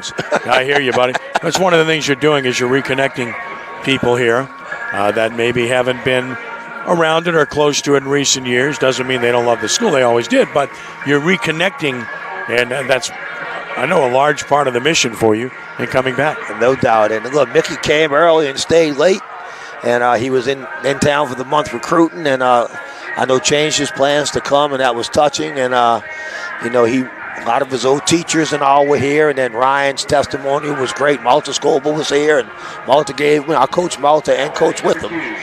So that's our goal. Our job is to reconnect and get these guys back and continue the growth of Shaw. Eagles here in the top of the 4th, leading 3-2, top of the order. Cameron Bolden bats. He's batted twice, walked twice, and takes a strike call. Bolden with a stolen base and a run scored as well. He's ignited both innings where Shaw scored and to get on base and see if he can do so again. There's the 0-1 pitch. And that's a breaking ball high and away. 1-1 to Bolden, LaCava, and Muleisen to follow for the Eagles here in the 4th inning. Tigers back in it, down by just a run. And there's a ball missing. And the count goes to 2 balls and a strike. Now 3-2 Archbishop Shaw on top. And the 2-1 pitch, swinging a foul back, had a good cut. So the count is even at 2 balls, 2 strikes. Want to also give credit to Tommy Connors, a friend and a good football coach. Did a fine job at his alma mater here, and Tommy is now at Holy Cross, working on the Holy Cross staff. He'll do a great job. I know you admire Tommy. Very much so. I coached my last year. Tommy was in 8th grade. Swing and a miss. Struck out Bolden for out number 1. And I knew what a tremendous play he would be, and that was borne out. And honestly, we've crossed paths probably 30 times since I've been coming back and forth, and Tommy's just been wonderful, very hospitable, and really helpful to me making the transition, and he is a very, very good coach, and he will do very well at Holy Cross, and wish him all the best. There's a swing and a miss by LaCava, who singled and struck out. No balls and 1 strike to Jace. Klein doing a really nice job in relief for Holy Cross. He's come in and shut the door after the Eagles got 3 runs early. Swinging a tap foul off the end of the bat. So it's no balls and 2 strikes. Tommy working with Nick Saltaformaggio now at Holy Cross. I tell you, Kenny, I saw the district track meet the other night, and that kid from Holy Cross ran 10.5. Man, receiver, so he'll be hard to deal with for sure. No, they got great young players over there, so I'm sure they're excited about that. Ball down and out. It's 1-2. They do. They got a really good future. You could see that last season. So they're emerging. 1-2 the count on La Cava. Sign given. Klein ready. And the 1-2 pitch. Swing and a miss. He struck him out. So back-to-back strikeouts for Klein. Momentum really shifting in this game. 2 gone. And here's Logan Muleisen, who's grounded out. And he had a bases-loaded walk to drive in a run. His 27th RBI to lead the Eagles. It's a big young man here. Logan Muleisen. Always greets the opposing catcher. Really. Mr. Nice Guy, then he turns around and whacks one, hits the ball hard somewhere. Trying to get him catcher to give him a good pitch. I like it. Always like the good relationships. Pitch on the way. That's down for ball 1. Yeah, all these guys that coach for you that you ended up coaching against, you go from that love situation to not hate, but unbelievably competitive. Yep. And you try to maintain those relationships. But when you have to compete with them all the time, it's like you can't love them anymore. You got to compete with them. And then after the fact, once you're not doing it, or some of them aren't doing it, you're all great friends again. Yeah, and that's truly the case. Truly the case in the Catholic League, and then the same thing on the North Shore. We've all got to develop a lot of great friendships in both places. 1-0 pitch is high and deep to left by Muleisen. Left fielder back. He has a play. Makes the catch. Again, you got to get this ball down the line to get it out of here like we saw from Cure. That ball was hit just as well, but to a deeper part of the park. Muleisen retired, 3 up, 3 down. Go the Eagles, and we go to the bottom of the 4th, and it's still a 3-2 lead for the Shaw Eagles. And now back to the mound. He's going to have to try to settle in. He's had 2 rough innings here. Most recently, got out of the second with the bases loaded, but Holy Cross got him for 2 in the 3rd. Lucas Salta-Famaggio, there you go. He's going to lead it off here for the Tigers, followed by Sirkovich and Blanchard. That's another thing when you hear all these names in this league. It's synonymous with this league where you have all these legacies all over this league, right? For sure. Absolutely. I saw this is Nick's nephew, correct? Yes. I saw he got a big hit yesterday or drove a run in.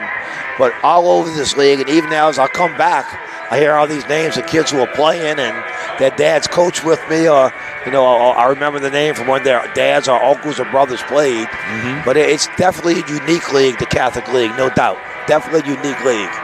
You're going to miss this league. Of course, Shaw dropping down, not playing in this league for 2 years, and I know, the mission of the school is served in that purpose, and yet the mission of the school could be served by returning in the future if and when enrollment can be increased some. That's the issue right now. Well, Getty, I loved coaching in the Catholic League. I loved the great games every week. I like, playing against the Jay Ross and the Mark Sanjus and all them guys.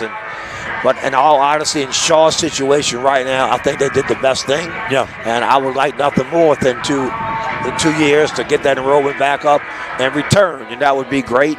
But, hey, we got to get that done. And we'll just do the best we can in the league that we're in. But honestly, I won't be sad not to look across the field and not see Curtis at the car now. Jesuit's good. Jesuit's very good. Brother Martin's good. We're almost traditionally good. We played with Ponchatoula. We know how good they are. Pitch missing high and away, ball 1 to Lucas Salta-Famaggio. Flew out to left his first time. That's the 63rd pitch for pitches are mounting here. 1-0 the count. Down and out, so 2-0. And walks have been problems on both sides. 2 for Ub. Of course, that leadoff walk led to 2 runs last inning. Behind here, 2-0 to Salta-Famaggio, who can sting the ball pretty hard. And that's a strike called. It's 2-1. Salta-Famaggio taking. We're in the 4th inning here. Sun shining in Marrero. Beautiful downtown Marrero. Here's the 2-1. Swinging a tap foul. It's 2-2. How much has it changed since you were here, Hank? The layout of the campus has changed. There's so many different things and so many different places, but actually I think they've beautified the campus. Well, they had the ceremony last night. It was outside between two new buildings, and really, really beautiful setting. 2 balls, 2 strikes. Ready now. Kick in the pitch. That's high, so it's full. 3 balls and 2 strikes on Salta Formaggio. John Forkay told a story last night, Kenny, about coming in as a 9th grade and building this baseball stadium. He said it was the hardest work he ever did in his life. Got him in good shape, man. Payoff pitch is on the way. Salta Formaggio swings and fouls it back. I think after they saw him play, I think Joe Zimmerman made a comment to me. He didn't work with this baseball stadium. That was the end of that, yeah. Not going to risk injury, man. No. John did a great job, too. He told some great stories and talked about the South Lafourche game. And really did an outstanding job. 3-2, and he called him out, struck him out. Outside corner of the knees for out number 1. And a big strikeout, the 5th of the game for Oob. He gets Salta Formaggio, and now Chris Sirkovich bats. He walked back in the 2nd inning. Big shout out to Father Steve Ryan. Oh, yeah. And a big shout out to Tom Aleph. And Tom always treats us wonderfully and accommodates us here. We just welcome with open arms. He's a really good man. Been friends for years, and really appreciate Tom and appreciate Father Steve. They've been tremendous to me since I've been here. Tremendous. Quality people. Pitch on the way. Swinging a little looping liner to right. Right fielder coming. Second baseman diving catch. Outstanding play by Jace LaCava. LaCava going out. That ball looked ticketed for the ground, but LaCava makes an outstanding play for out number 2. It's what you want to see from those football players, right? Yes. Watched a lot of film with Jace, and a really good player, good athlete, and he obviously will be one of the important components of our team next year. Ryder Blanchard bats. He flew out to left in the 2nd inning. Pitch is on the way. Look out, and he hit him. So Blanchard will head to first, and then he'll give Holy Cross a base runner with 2 outs and flip the order and get the top of the order up with Brody Forstall. Kenny, all the 4Ks were there last night. Yeah. Keith, and of course, I got to talk to Chase 4K. What a great kid. Oh, man, he just signed a contract with, I believe they told me Calgary. Calgary, that's right. Yeah. I hadn't talked to Chase in a while, but you're right. What a tremendous young man. Yeah, he's one of these. I say it all the time. He's one of the ones I like the most in covering. He's always happy, positive. Opponents like him. Ground ball to first should be easy. Ulies into the bag, inning over. So 3 unassisted. Forstall retired. No runs, no hits, no errors, 1 left. And that is now 5 left for the Tigers. So we've played 4, and it remains 3-2 Archbishop Shaw on top of Holy Cross, which gives us a chance to remind you that today's coverage on Crescent City Sports is brought to you by Gibbs Construction, a leader in the construction industry in Louisiana and the Gulf Coast for more than 45 years, transforming dreams, visions, and plans into reality. Gibbs Construction. Thanks to Larry Gibbs, Gibbs Construction, for their support in helping make this happen. So a 3-2 game for the Eagles as we go to the 5th inning, and Klein has done such a good job back to the mound for Holy Cross. And he takes over in the 5th here. He'll be facing Kerner, Clarks, and Oob in the 5th inning. What do you think you're looking at numbers-wise in football this year, Hank? We hoping to get 75 out.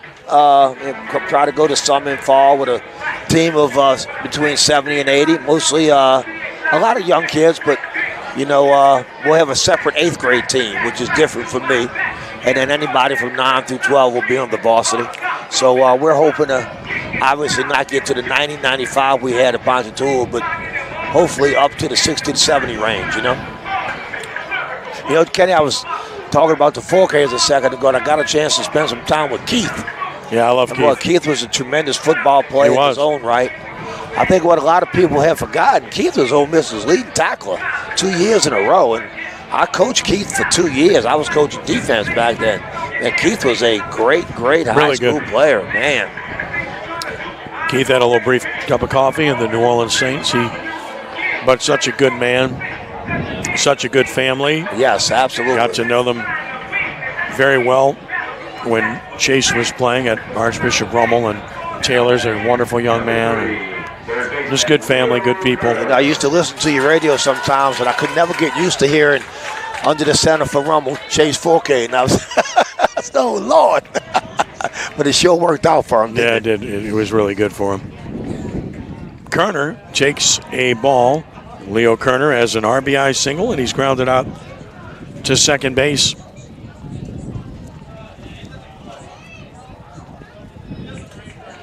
And here is the 1-0 pitch on the way. That's a fly ball and a short right. Right fielder sees it, surrounds it, catches it for out number 1. As Sirkovich handles the fly ball from Kerner, Julian Clark's bats. He struck out, and he's flied to left field. Yeah, Jay Roth was pretty happy. And Chase 4K decided to go for that school. I watched Chase play several times. I saw him play in the Dome one night. Outstanding player. Did a great job in Nicholls State as well. He set every record imaginable there. Glad he's getting a chance. Here's a strike called to Julian Clark. It's no balls and a strike. Had a big quarterback at Archbishop Shaw this past year. That was a nice passer. Very fast running back and a real good receiver who got hurt. So they had some skill. As a chopper slowly toward third, but coming to get a third baseman, Chauvin throws, and he got Clark. That's a really good play by Chauvin. He had to come hard, and he had to wait on that high chop, Hank. That's a good play. Really good play. Throwing a run, good stretch by the first baseman. Outstanding play is correct. Yeah, both the running back and the receiver are back. So we're excited about both them guys at Shaw.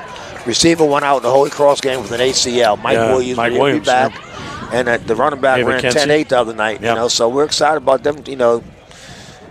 Chapper slowly in front of the plate. Catcher pounces on it. Good job by Cure. Threw him out. What an easy inning for Klein as he mows down the Eagles. 1, 2, 3 in the 5th. And right now, Ross Klein has become the story of the game. He's come in and thrown now 3 1/3 scoreless innings for Holy Cross to give the Tigers a real chance to come back and win this game as we go to the bottom of the 5th.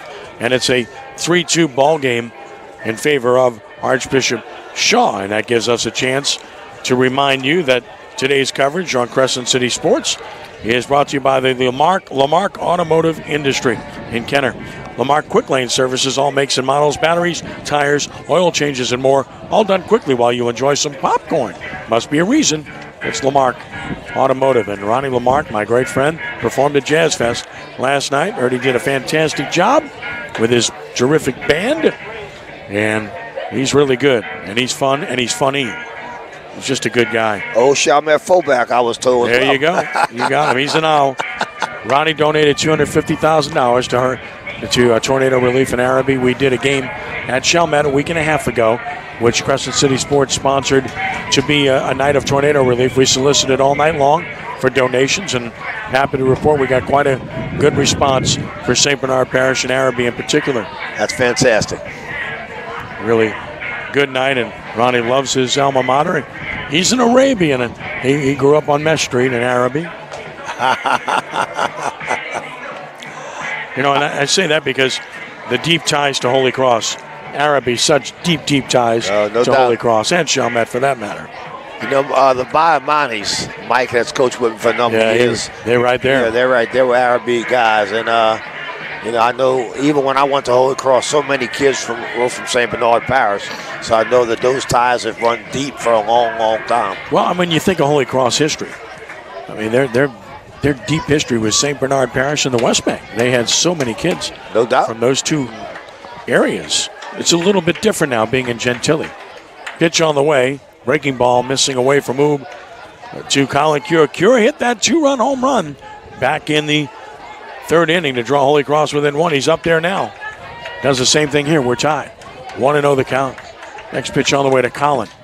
And he hits it hard to deep short. Tough chance. Long throw coming, and he is safe at first. First baseman saying, my foot's touching the bag. Umpire says your foot's not on the bag. Well, that could prompt a little bit of an argument. Doug Faust wants to know. He's asking the home plate umpire for help. Muleisen did everything with his big frame to stretch and try to keep that foot on the bag. And the umpires are going to talk about this. There's a tough chance from deep short from Bolden. They throw one hop, but Muleisen picked it. Now the question is, did that spike stay on that bag? All you need is some contact of any sort with that shoe on the bag. That is close. And they're talking about it, and he's safe. So it's got to go as a base hit for Cure. His second hit of the game, and the Tigers have the tying run on with nobody out. Boy, that was close. Muleisen did everything he could to stay on that bag. Do you see that call get changed? Not very often. Usually the first base umpire's not overruled too often. No, because he's got the best view of the play. That's what I was thinking, yeah. Dominic Pellegrin bats. He singled and popped out. Check of the runner, the pitch. Runner goes, swinging a foul. Tigers played hit and run. Cure got on base, and of course, Tigers getting aggressive here. Trying to create something. No balls and a strike. And the Tigers have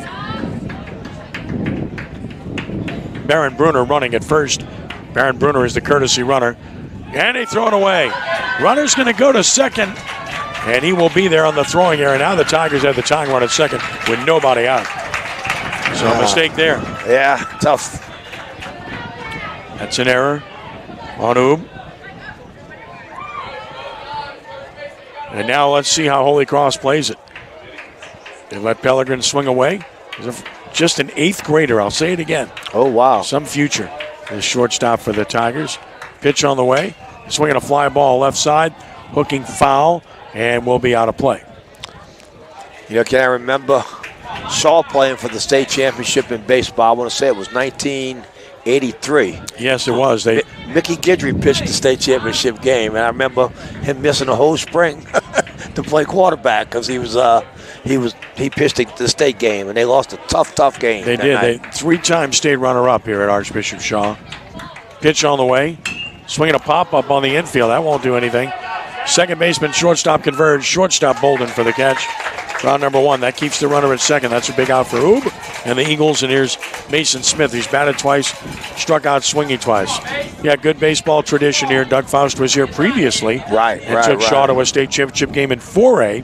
They've been to the title game 3 times. They've won 8 district titles. Holy Cross, 2 state championships as mentioned.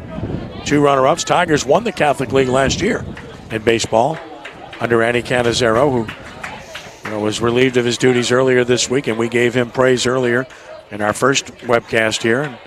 And Andy's a friend, and I think he's an outstanding baseball coach. Sure.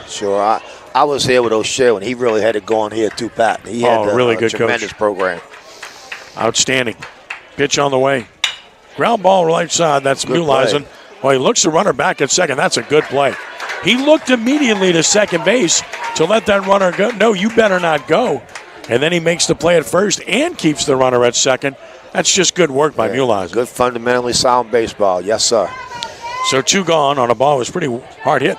Here's Andrew Bradley, who has a base hit, and he struck out. So he'll bat here with 2 outs. Yeah, Coach O'Shea, just a good man. I had his son when I was doing UNO games. That's he was right. a pitcher. Ryan was a good pitcher. Pitch on the way.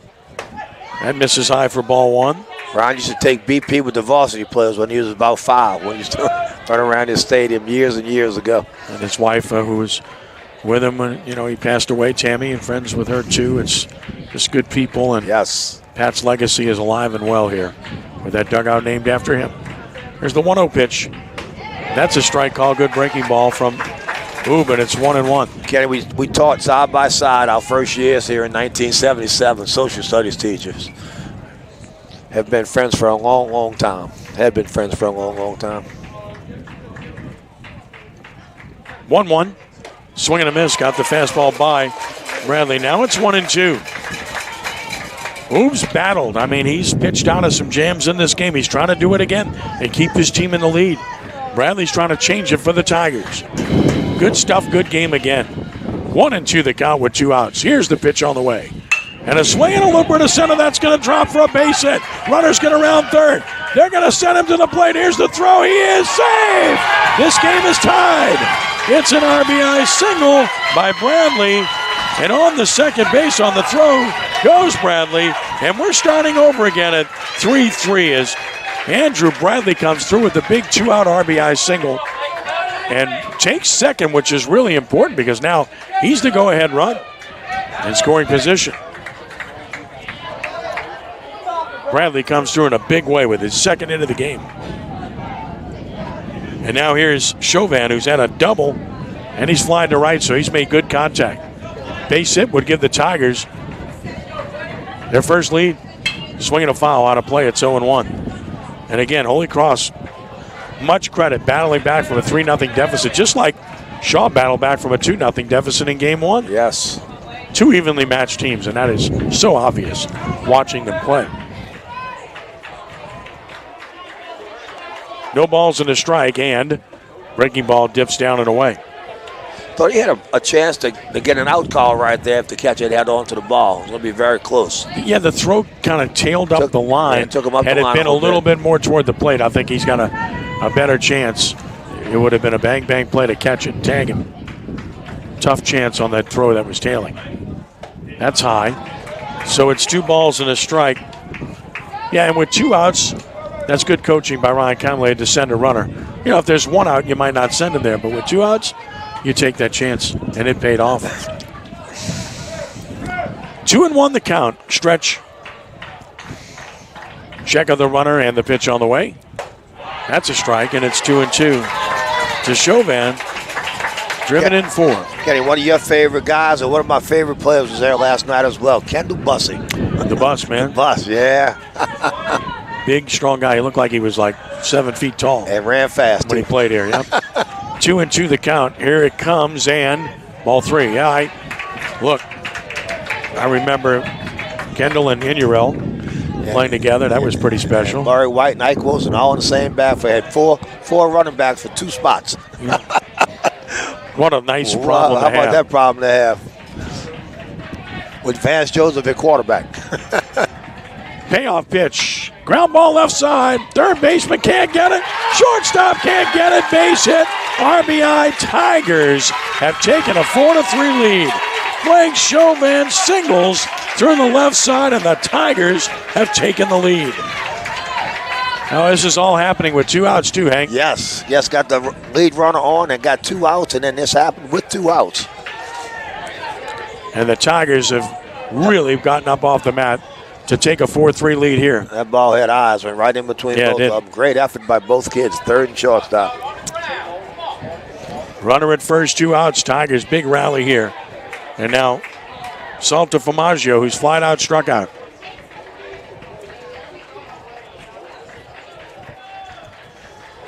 The pitch, swinging a pop-up right side.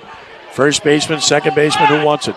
First baseman, Muleisen makes the catch as the wind worked on it. Inning is over, but a big inning for the Tigers. They take the lead with 2 runs, 3 hits, no errors, stranded runner. They've left 6 in the game. We've played 5, and it is now Holy Cross on top of Archbishop Shaw by the score of 4-3. There's a big comeback for the Tigers to take the lead here. Scoreboard has 3-3, but it's 4-3. I can assure you. That's where it's short. That's why it's 3-3. We about to be winning when I get on that scoreboard. Oh, man, it is 4-3, I can assure you. It is 4-3 Holy Cross. Kenny, John Forcade spoke about the, and you remember this well, although according to you were probably still in kindergarten, but the 1977 Shaw South of Foosh game. Yep. And how that turned out with him throwing a touchdown pass to win the game. They said he crossed the line of scrimmage. Yeah. He said that he thought was probably the best Shaw team ever, and he might have been right. It was a great football team. I saw the video of the play several times. It's hard to tell. It was close. Yeah, it was. It was close. It was just close. I don't know I couldn't honestly tell you that he did or didn't. You don't have the great angles. You got the grainy video, the whole deal. If you went West Jefferson, it's a touchdown. In Galliano, it's across the line. Yeah, I hear you. I got you, man.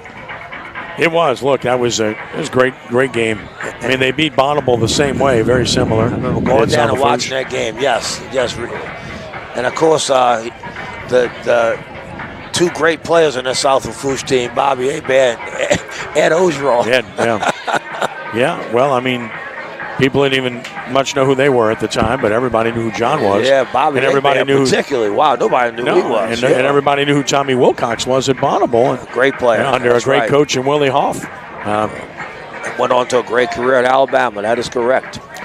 Well, the story now is Holy Cross rallying from a 3-run deficit to lead 4-3. And also the story is this pitcher, Ross Klein. Yes. I mean, what a job to come in relief.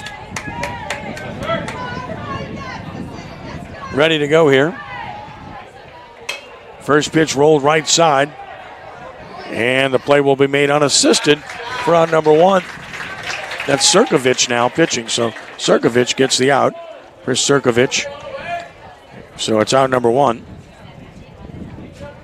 Sirkovich takes care of Parks to start the 6th inning. So Sirkovich on the mound doing the job here. Here's LeBlanc, who's grounded out twice. Pitch on the way. That's high for ball one. You're talking about old football coaches, but when I was here, the baseball coaches in the Catholic League were outstanding. David Morrow, Joey Hahns, Larry Schneider. That was some great baseball men. Foul back. It's 1-1. Oh, man, this is a tremendous baseball league. Always has been. So a ball and a strike here. Sirkovich working quickly. And here's the 1-1 pitch. Sails high, and it's 2-1. To LeBlanc, who's grounded to third, grounded to second. 4-3 Tigers. Top of the sixth. Only crossed the home team in game 2. Should there be game 3, Shaw would be the home team. 2 balls and a strike. And another pitch on the way. Missed away, so it's 3-1. Eagles have, looking at the scorecard here, Eagles haven't had a hit since the second inning of this game. It's been a while. You're correct. 3-1 the count. And another pitch on the way. That's high, ball 4. So one-out walk issued to LeBlanc gives Eagles some hope here. Nicole Guidry will bat as Chris Sirkovich walks LeBlanc. And now Doug Faust is coming to talk to the home plate umpire. Let's see what he's got in mind. Could be a runner. We'll see exactly what it is that they're going to do here.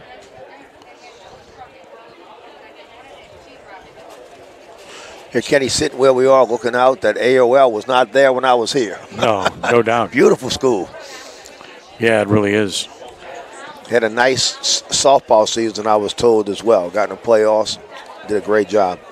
Yeah, they've had a really good bowling program. They've had a few good teams over there, good people, excellent school, good reputation, sister school, campus is right next door. So we tell the kids coming here, there's not females here, but they're not far away. But yeah, you can bet you'll run into them. Cole Guidry bats. He's singled, scored a run, driven home a run, stolen a base, grounded out. Runner first, 1 out. Guidry left-handed swinger waits. Sirkovich from the stretch. And to the plate. And that's a strike. It's 0-1. Sirkovich gets ahead. Well done. Straightaway defense. 4-3 here in the 6th inning. Check of the runner and the 0-1. Swinging a ground ball is short. This is a double play ball. Second for 1, first for 2, and the inning is over. 6-4-3 double play. Pellegrin to Blanchard to Bradley. Well done by the Tigers. Yeah. Left-handed hitter got down the line fast, too. Heck of a play. Second double play turn by Holy Cross in the game. So we go to the bottom of the 6th inning, and it's still 4-3 Tigers. Holy Cross 3 outs away from forcing a game 3 in this series, which is really good. But again, this bullpen for Holy Cross has just been great. After the starter gave up 3 runs on 4 hits right away. And so it's been outstanding. And now the Eagles will go to the bullpen.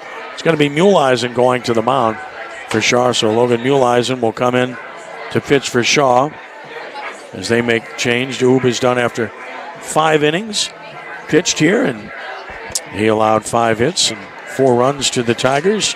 Walked 2, struck out 5, hit a batter.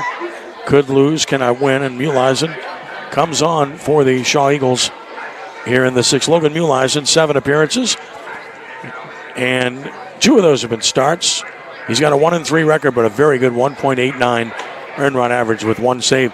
In 26 innings, Muhleisen's allowed 24 hits, 13 runs, 7 earned runs, 15 walks, 28 strikeouts for Muhleisen on the season. Big right-hander who can throw hard, and he'll try to keep this a 1-run game. Looks like he could have been a tight end in another life, yeah, too. If you'd have been here, where were you, man? Come on, man. It's all good. And no doubt. So here in the bottom of the 6th,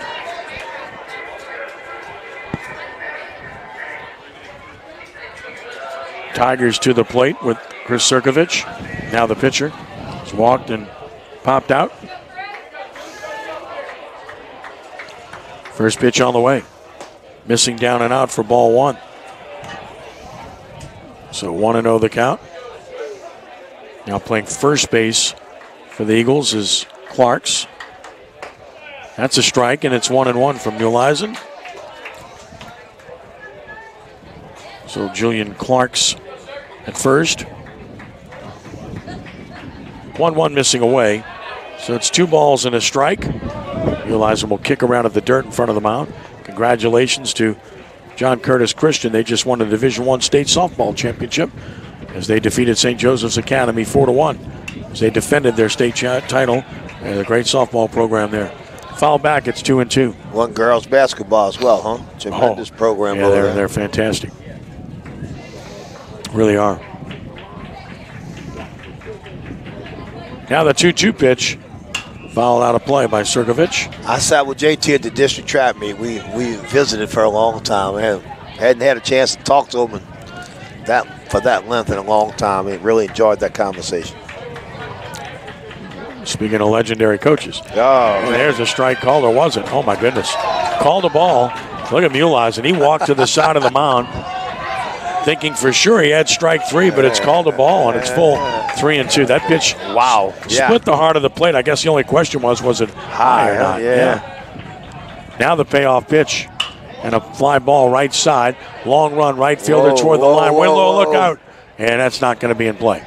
You got that fence that juts out over there. Fortunately, he didn't run into the area where it was sticking straight out. Fortunate indeed. So it's still 3-2. Sirkovich battling here in this at-bat. Tigers leading 4-3, bottom of the 6th inning as the home team here in Game 2, trying to force a Game 3. Ulizen was ready to work, but Sirkovich steps away. Pitcher to pitcher here. Sirkovich back in. And now ready with a payoff pitch. And a fly ball to right. This is playable for the right fielder. Parks over, making the catch out number 1. Kenny, a shout out to my good friend Dawn Whitmer. I think her team may be playing for the state championship today as well. She is. At Haynes. That's right. Her husband, Tim Whitmer, who was came up with me as a West Bank supervisor. West Bank head of recreation. She's done an outstanding job as well. She has. She texts me virtually every day and emails me. Oob is playing right field now. Oob made the catch. Here's a pitch missing inside for ball 1. To Blanchard, who slide up and hit by a pitch. Yeah, Dawn's done a great job with the Yellow Jackets. Swing and a miss. It's 1-1. Playing Archbishop Hannon, who beat him in the championship game a year ago. Oh, that's okay. Didn't know that. Okay. 1-1 pitch. It's just high, and it's 2-1. This is an interesting stat from my amazing partner, Lenny Van Gilder. Just texted me. He's watching. If John Curtis makes the baseball final, they will make the final in every sport this year except football. Who would have thunk it? I will make sure to tell JT that stat. That's right. I think you should, man. You need to beat on him. Pitch missing for a ball. It's 3-2. Need to bang on him a bit. I know he's not watching because he's in Broussard watching that softball team. I know. That's great. So is Jeff. 3-2 the count. Payoff pitch on the way. Ball 4, so he walked him. So Blanchard's aboard, and that'll flip the order. Forstall will bat. Yeah, he struck out, walked and scored, and grounded out. Yeah, people ask you all the time, but they ask JT all the time, how long are you going to do this? And it's like, as long as I want to. As long as they'll have me. That's a good answer. Told me the other night, I'm glad you're back. That's what he told me. Yep. Bunter is down. Good catcher bunt. Fields throws, and a good stretch, but he's safe at first. Base hit. Brody Forstall with a bunt single, and the Tigers have 2 on 1 out with a chance to play add-on here. I love bunting in this ballpark because that grass is thick, and ball doesn't go very far, and the ball stays fair. Really good bunt. Kid made a good play by the position. He did. Good bunt. Yeah, good job by LeBlanc. But Forstall beat the rap, and it's 2 on 1 out. And Colin Cure, who's hit the 2-run homer and he singled, will bat, and the only time he got him out, great play by Savoy on a running catch in center field. Pitch to Colin, missing down and out. 4-1. Holy Cross Tigers, John Kalbacher, man. Oh, yeah. There you go. A lot of guys, a lot of those names. Gene Faust, his son is the Shaw coach, that's right. Swinging a foul back, and it's 1-1. But John, of course, was a great football coach when you started Holy Cross. In fact, when you were at Holy Cross, made the state championship game, lost to Airline. I remember. Yeah, in fact, we went to Airline a couple of years ago, Ponchatoula, and we were talking to them coaches at Airline about that. One of them guys that played in that game. I'm sure you thanked him, right? It's the 1-1 pitch. Foul back. And it's 1-2. Yeah, Butch Dewey's team. I remember that. Oh, man, Butch Dewey. I was young when Butch Dewey played. What a great football player he was. Bobby Watney. Bobby was from the West Bank. What a great player he was as well. Yeah.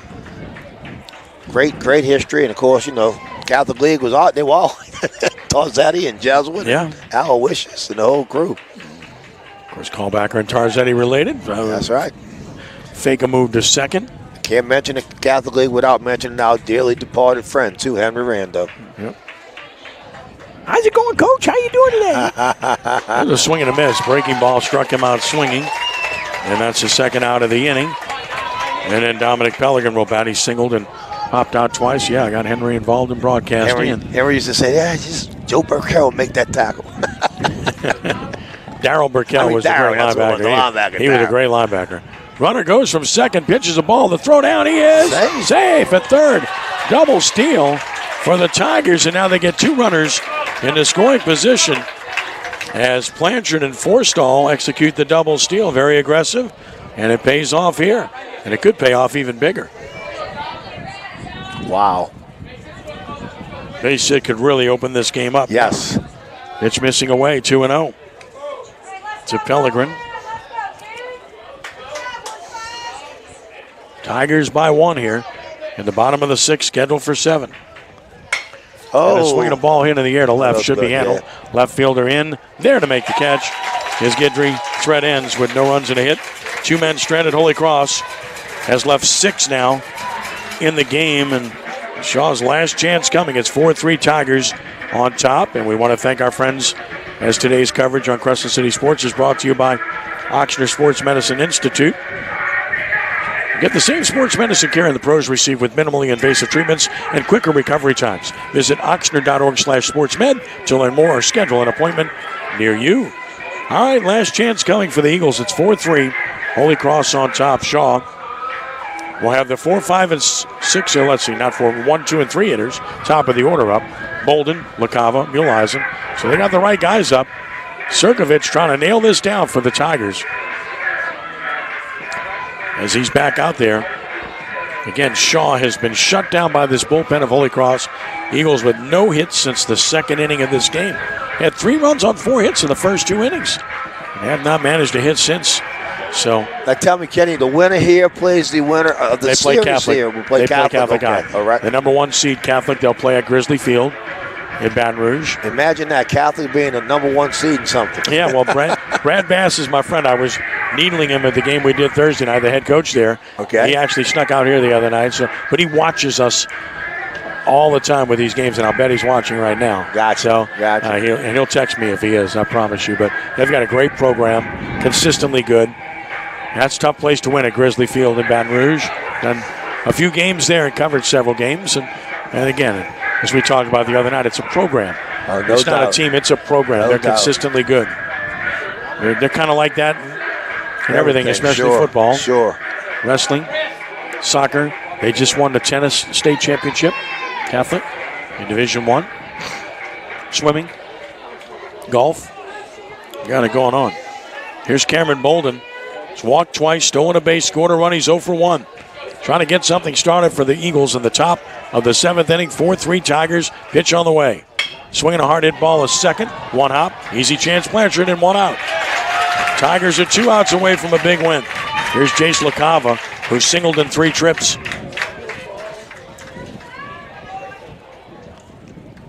This would be quite a win for Holy Cross to come back from. They were down 3-0, and Shaw had the bases loaded in the second inning, trying to head onto that lead, blow it open. They also had second and third, 1 out in the 3rd inning, and didn't score, did the Eagles. And since then, it's been all Tigers. Swing and a miss. 0-1 on LaCava. And you wonder about momentum if this lead holds, because you got to play that game 3 after this one. They will take a break. There's the 0-1 pitch. Showed bunt, took a ball. Down and out, it's 1-1. Got the infielder's attention at first and third. And you know what LaCava would like to do? He'd like to get on ahead of the big man, Muleisen. Remember last time, Muleisen hit one deep to left center. I know LaCava can run, too.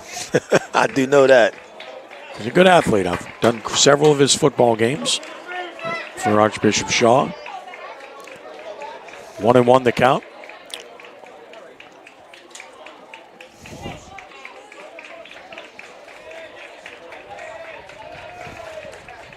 Taking his time, Sirkovich finally ready. Pitch on the way. Swing and a miss. LaCava's in the hole, 1-2.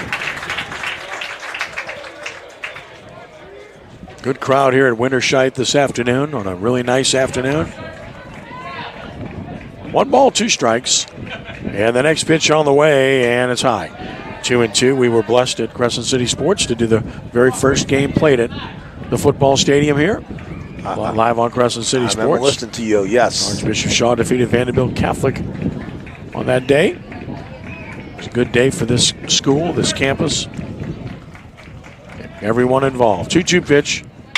Hard hit line drive. Base hit left field. Off Pellegrin's glove. Would have had a tough chance anyway, but that's a base hit for LaCava. And that's exactly what Shaw wanted, because here comes their big power man, Logan Muleisen.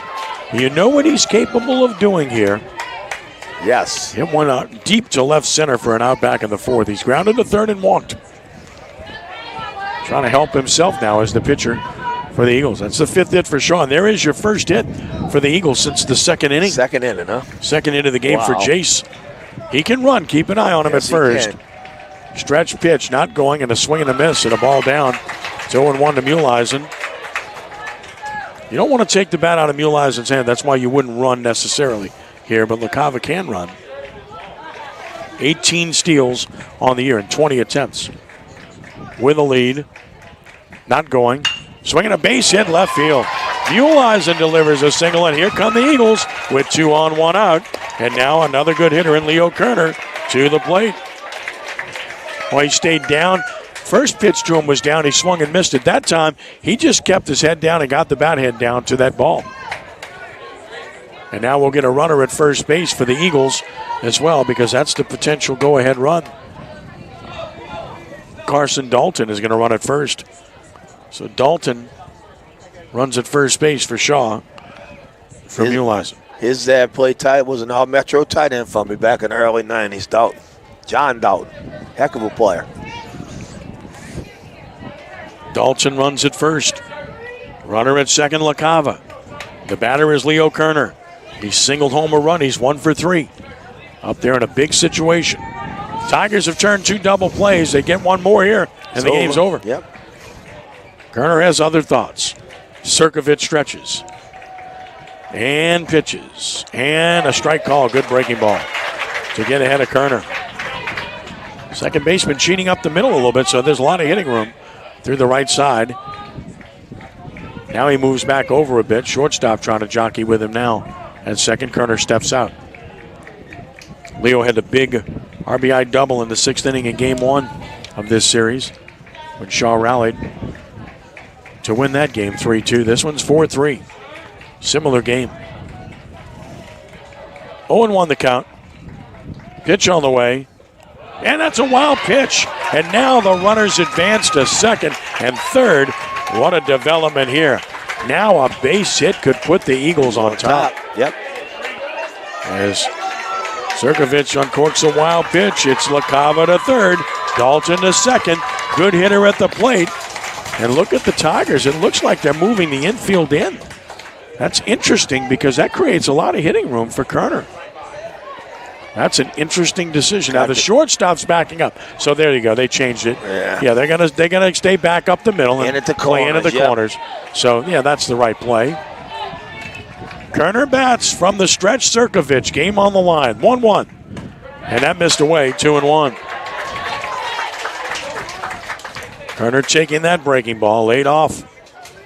Leo Kerner, who's driven in 16. Cleanup hitter for the Eagles. 2-1 the count. 2 on, 1 out. 1-run lead, Holy Cross. Top of the 7th inning. Stretch. Sirkovich. Ready. The 2-1. That's a strike, and it's 2-2. Stayed with the breaking ball. And it's 2 balls, 2 strikes on Kerner. Good left-handed hitter, and Clark's on deck.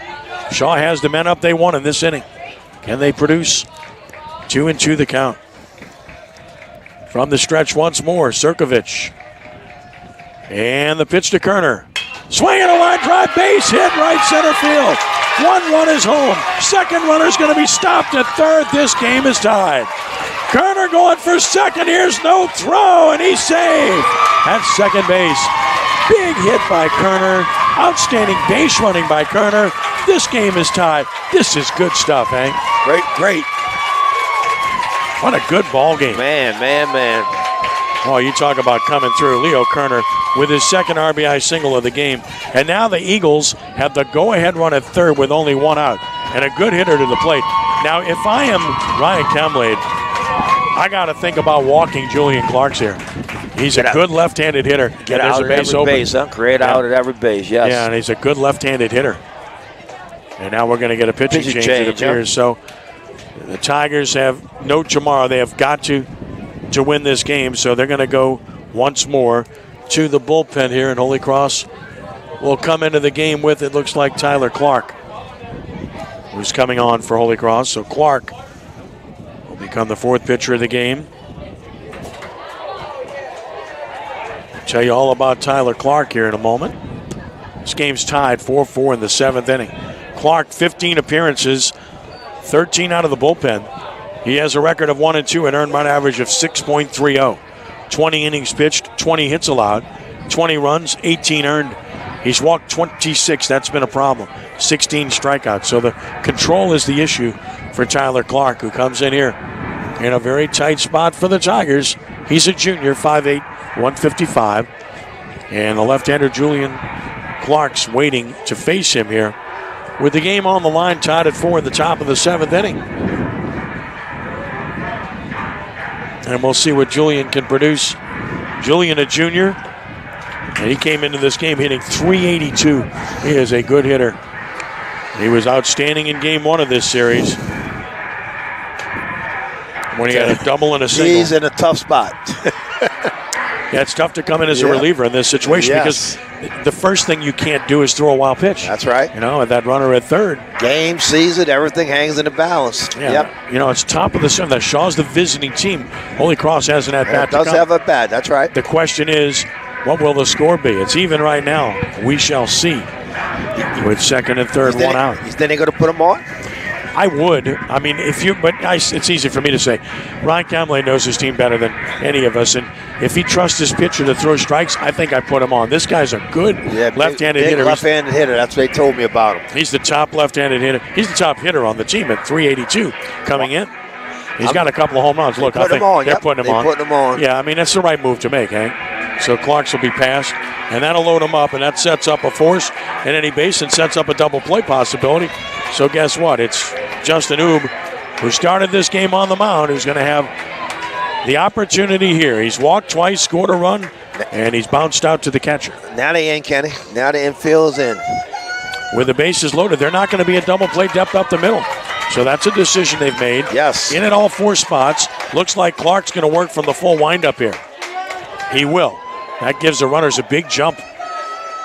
That's how he's comfortable. And the first pitch to Oob in the dirt. Ooh. Nice job by Cure to save a run. For sure. Really good play by the catcher. 1-0 the count.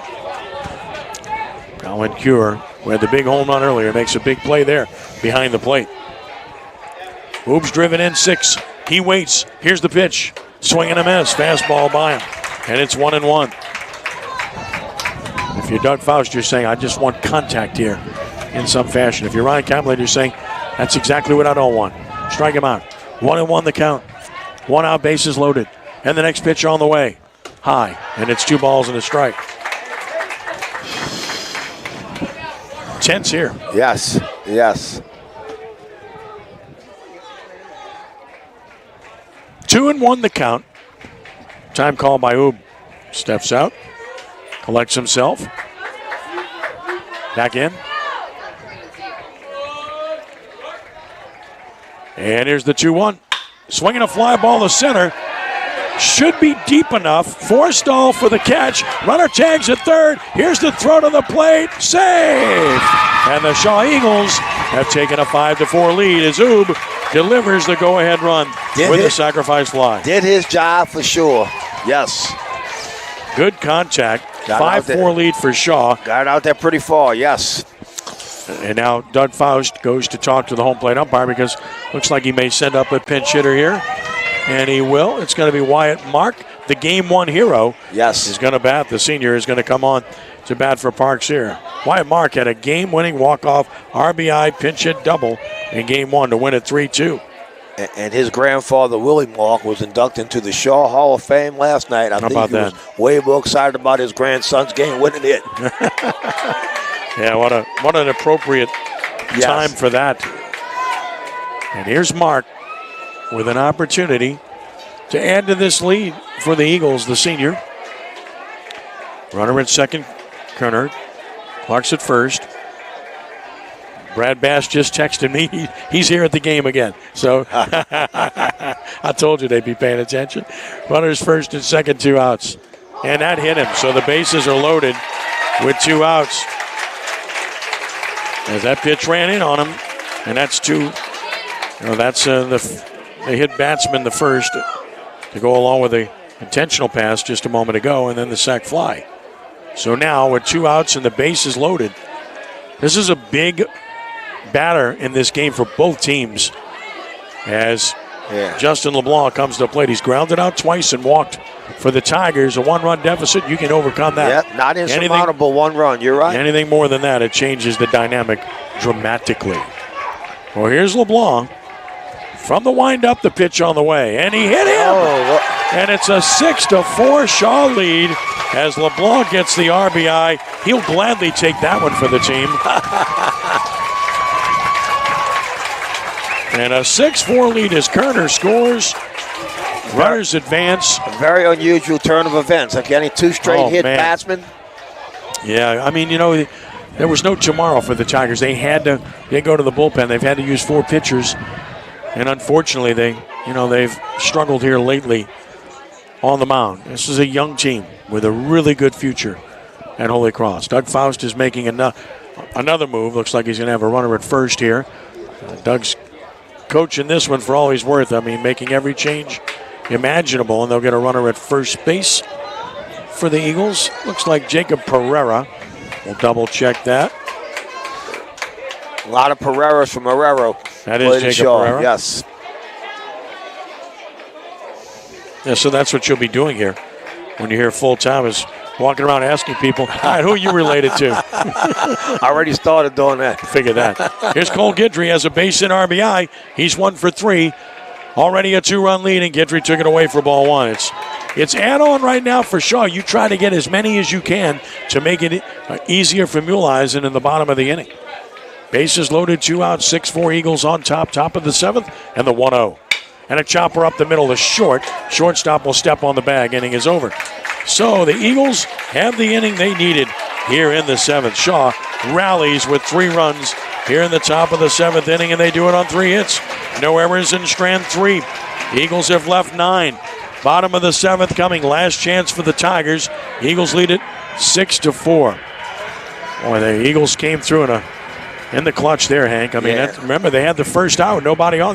Holy Cross was 2 outs away from a win. Absolutely. And then LaCava got the single, and Muleisen singled, and then Kerner with a big RBI hit to tie it. And then, of course, the sac fly by Oob, proceeded by the hit batsman to play to run. And now Muleisen, going back to the mound, has a win in his sights. Trying to nail this down for the Eagles. He's a senior, so this means everything to Logan. Everything in the world to him. That is correct.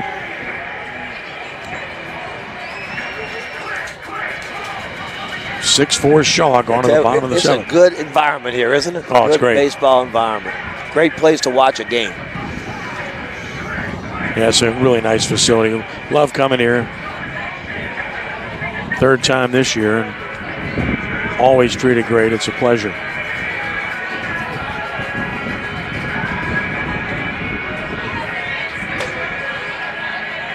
So we look at the Holy Cross ledger. It's 4, 5, and 6. Mason Smith, Andrew Bradley, Blake Chauvin against Muleisen came on and pitched out of a jam last inning. Gave up a hit and a walk, but got out of it. And now's got to face the 4, 5, and 6 hitters in the 7th. Kenny, when will they start? It'll be a Thursday, Saturday series again. Is everything 2 out of 3 now? It's 2 out of 3. Okay. So that's up to Catholic, and they have to work it out, Catholic and Shaw. Gotcha. If Shaw wins, or Gotcha. Catholic and Holy Cross. Could be Friday, Saturday, like a single and a double. There's a strike called to Smith. Mason Smith struck out twice, grounded out. Muleisen gets ahead.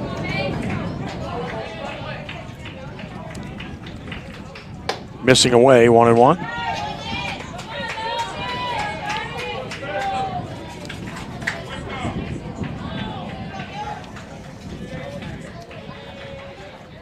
That misses down, and it's 2 balls and 1 strike on Smith.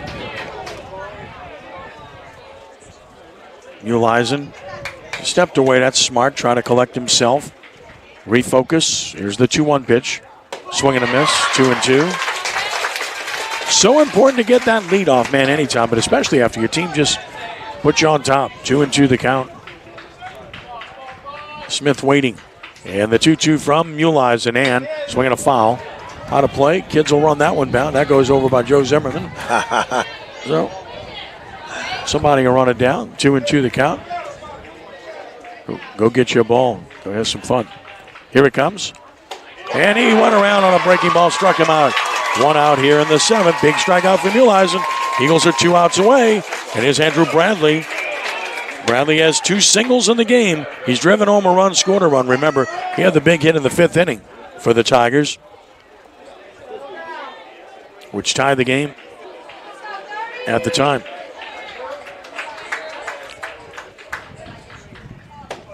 That's a strike called. It's 0-1.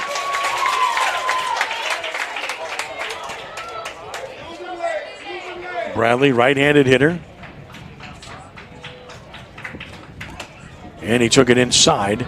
So it's even up at a ball and a strike. And the winner to play Catholic High in the state quarterfinals in Baton Rouge next weekend. That's high, and it's 2-1, best 2 of 3 series. So it's 2 or 3 from now out all the way. Well, no, it's 2 of 3 in the next round, and then once you get to the semifinals and finals, it's just a 1-game situation. A 1-game situation, yes. Okay. 2-1 the count. Here's the next one on the way. Called the ball, pretty good pitch. And now it's 3-1 to Bradley. You get 1 runner on base if you're the Tigers, and you got the tying run at the plate. So Bradley trying to get on here. It's 3-1. Here it comes. That's a strike. Yes. Full 3-2. Well, if he was taking that, Kenny, the smart move. Yeah, sure. Trying to get a base runner. Takes a deep breath. Bradley back in. Good player.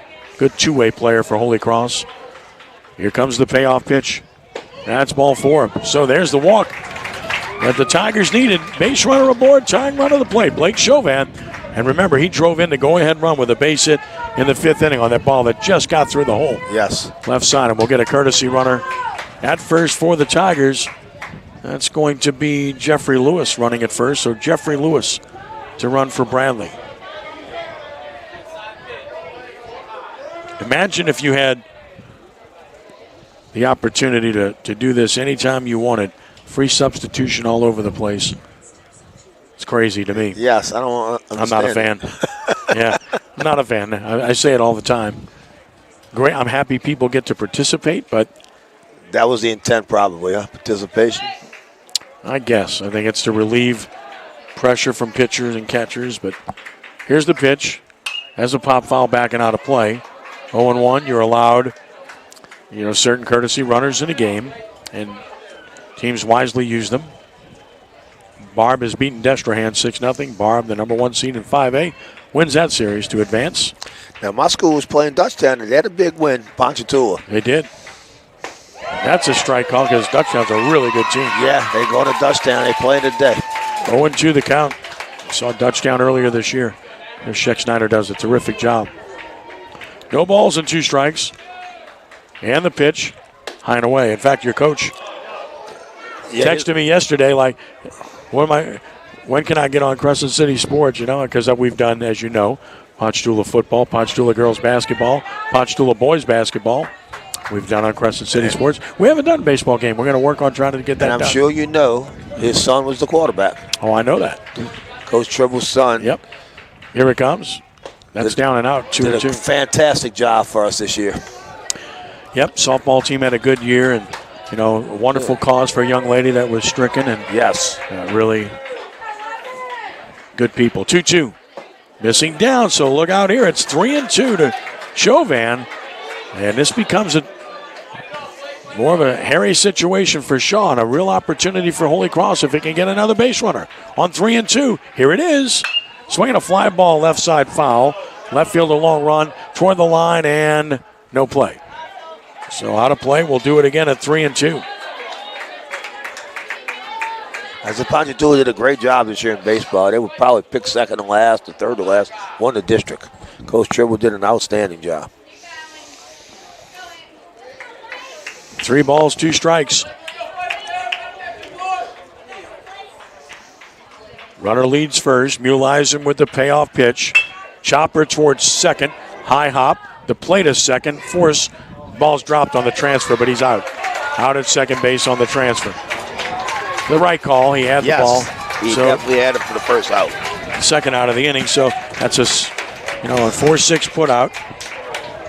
So 2 gone. The Eagles are an out away from advancing. That's advancing, and now the Tigers have Salta Formaggio due up. They're going to get another runner in the game for Holy Cross. This will be number 16. Baron Bruner is going to run it first.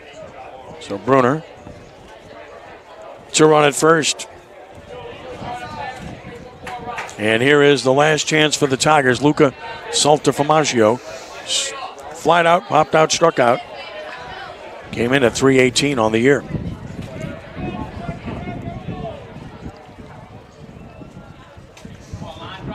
So a lot of different runners that we've seen in this game. And now Salta Formaggio with an opportunity here to try to keep this game alive for Holy Cross. Yep. Keep this season alive for the Tigers. Stretch. Muleisen to the plate. And that's a strike. It's 0-1. Oh, Doug Foster's happy to have his senior on the mound. Trying to close this out. 0-1 the count. Ready now, the pitch on the way. Missing away, it's 1-1.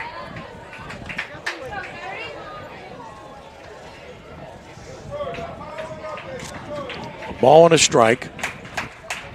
And another on the way. Swing and a miss, and now the Eagles are a strike away from a huge victory. A lot of excitement in this park right now. 1-2 the count. Runner leads from first. Stretch by Muleisen. Runner goes, pitch on the way, down and out. Runner takes second without a play. Yeah. And it's 2-2. They're not worried about the base runner. Not at all. Means 0, that one. Give Lewis a stolen base. So it's 2 balls, 2 strikes, 2 outs.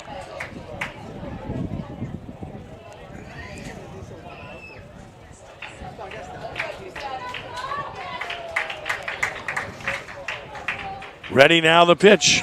And strike 3 called. The Shaw Eagles have won this game by the score of 6-4, and they have won the series 2-0, and the Eagles will advance to the state quarterfinals as a result. What another outstanding ball game here this evening as the Shaw Eagles come from behind, scoring 3 runs in the top of the 7th inning to eliminate Holy Cross by the score of 6-4. Boy, just good stuff. We figured this was going to be this type of series. Holy Cross won both regular season matchups, and Shaw paid them back when it counted. Man, tremendous comeback. Holy Cross got behind, took the lead. Shaw came back for the 2nd day in a row. Just really, really good high school baseball on a beautiful Saturday afternoon. Just good stuff. I mean, really, really good ball game here. A fun game to do. Happy for Coach Fowles. This is his last season. He's announced that he's not going to coach anymore, going into sales. Yep. And I know he loves his season ending this way. Yeah, he's glad that it's still going on after this because this was going to be one of those series that could have gone either way. No doubt. Shaw not only wins it, they win it in 2 games. Right. So they win it in a sweep here. winning this one by the score of 6-4. So we'll give you the totals of the game as we first. Let's update the brackets. Here's the brackets we're showing you right now at Crescent City Sports. Archbishop Shaw to take on Catholic High in the best of 3 state quarterfinal, May 5th through the 7th in Baton Rouge. Also in the quarterfinals, Jesuit heads to Shreveport to take on Byrd in a best of 3 series. It will be Archbishop Rummel taking on John Curtis Christian in a best of 3 quarterfinal, and St. Augustine and Brother Martin in a best of 3 quarterfinal after the Purple Knights upset St. Paul's in 2 games. So that's the setup for the quarterfinals. Totals of this game: Shaw with 6 runs, 7 hits, 3 errors, 9 men left on base. Holy Cross with 4 runs, 6 hits, 1 error, 9 men left on base. Winning pitcher was Logan Muleis, and he comes out of the bullpen, pitches 2 shutout innings to get the win, and Logan is 2-3 with the win. The loser in relief for the Tigers was Krasirkovich. He came on in relief, third pitcher, and took the loss. He goes to 2-5 with the loss. The game took 2 hours and 18 minutes to play, and the Shaw Eagles win it by the score of 6-4. Shaw improves to 19-16 on the season. Holy Cross is done at 12-24. Hank, some final thoughts here about what we saw here? Great game. Enjoyed being your guest, of course. Always happy to be back at Shaw and see a win, no matter what the sport is. And I know it's been a great baseball school for a long time, and I'm excited for Coach Faust and the baseball program. Well, listen, this is good stuff. This is a school that's had a pretty good year in athletics. Wesley Laurendine won the Catholic League, got to the Final Four. In basketball, Brandon Surrency had his wrestling team second in the state, right, Division II, and Brandon did a great job with that program this year. They were really good. Glenn Price is an elite wrestler, and they had a great season in wrestling as well. Baseball's now on to the quarterfinals as well. They were very competitive in soccer.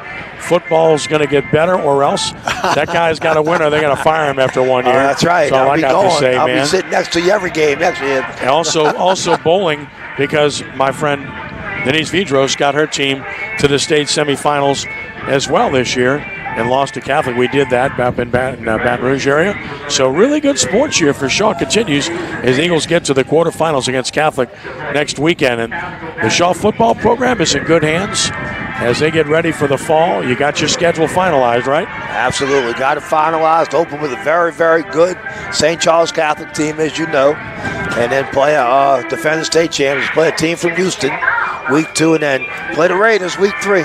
So we're excited. Well, I mean, that's great schedule. That's attractive for fans. They're going to like that, win or lose, when you play those type of programs, I can assure you, because that's really good. St. Charles Catholic, fantastic football program, well-coached team. And then you mentioned out of state, and then Rummel. And I did call Coach Roth. I said, Coach Roth, when's the last time the megaphone's been over? He said it's been quite a while. So I'm trying to get something changed with that if possible. That thing. I'm over there and I see that thing, and they need a new one. That thing's worn out, man.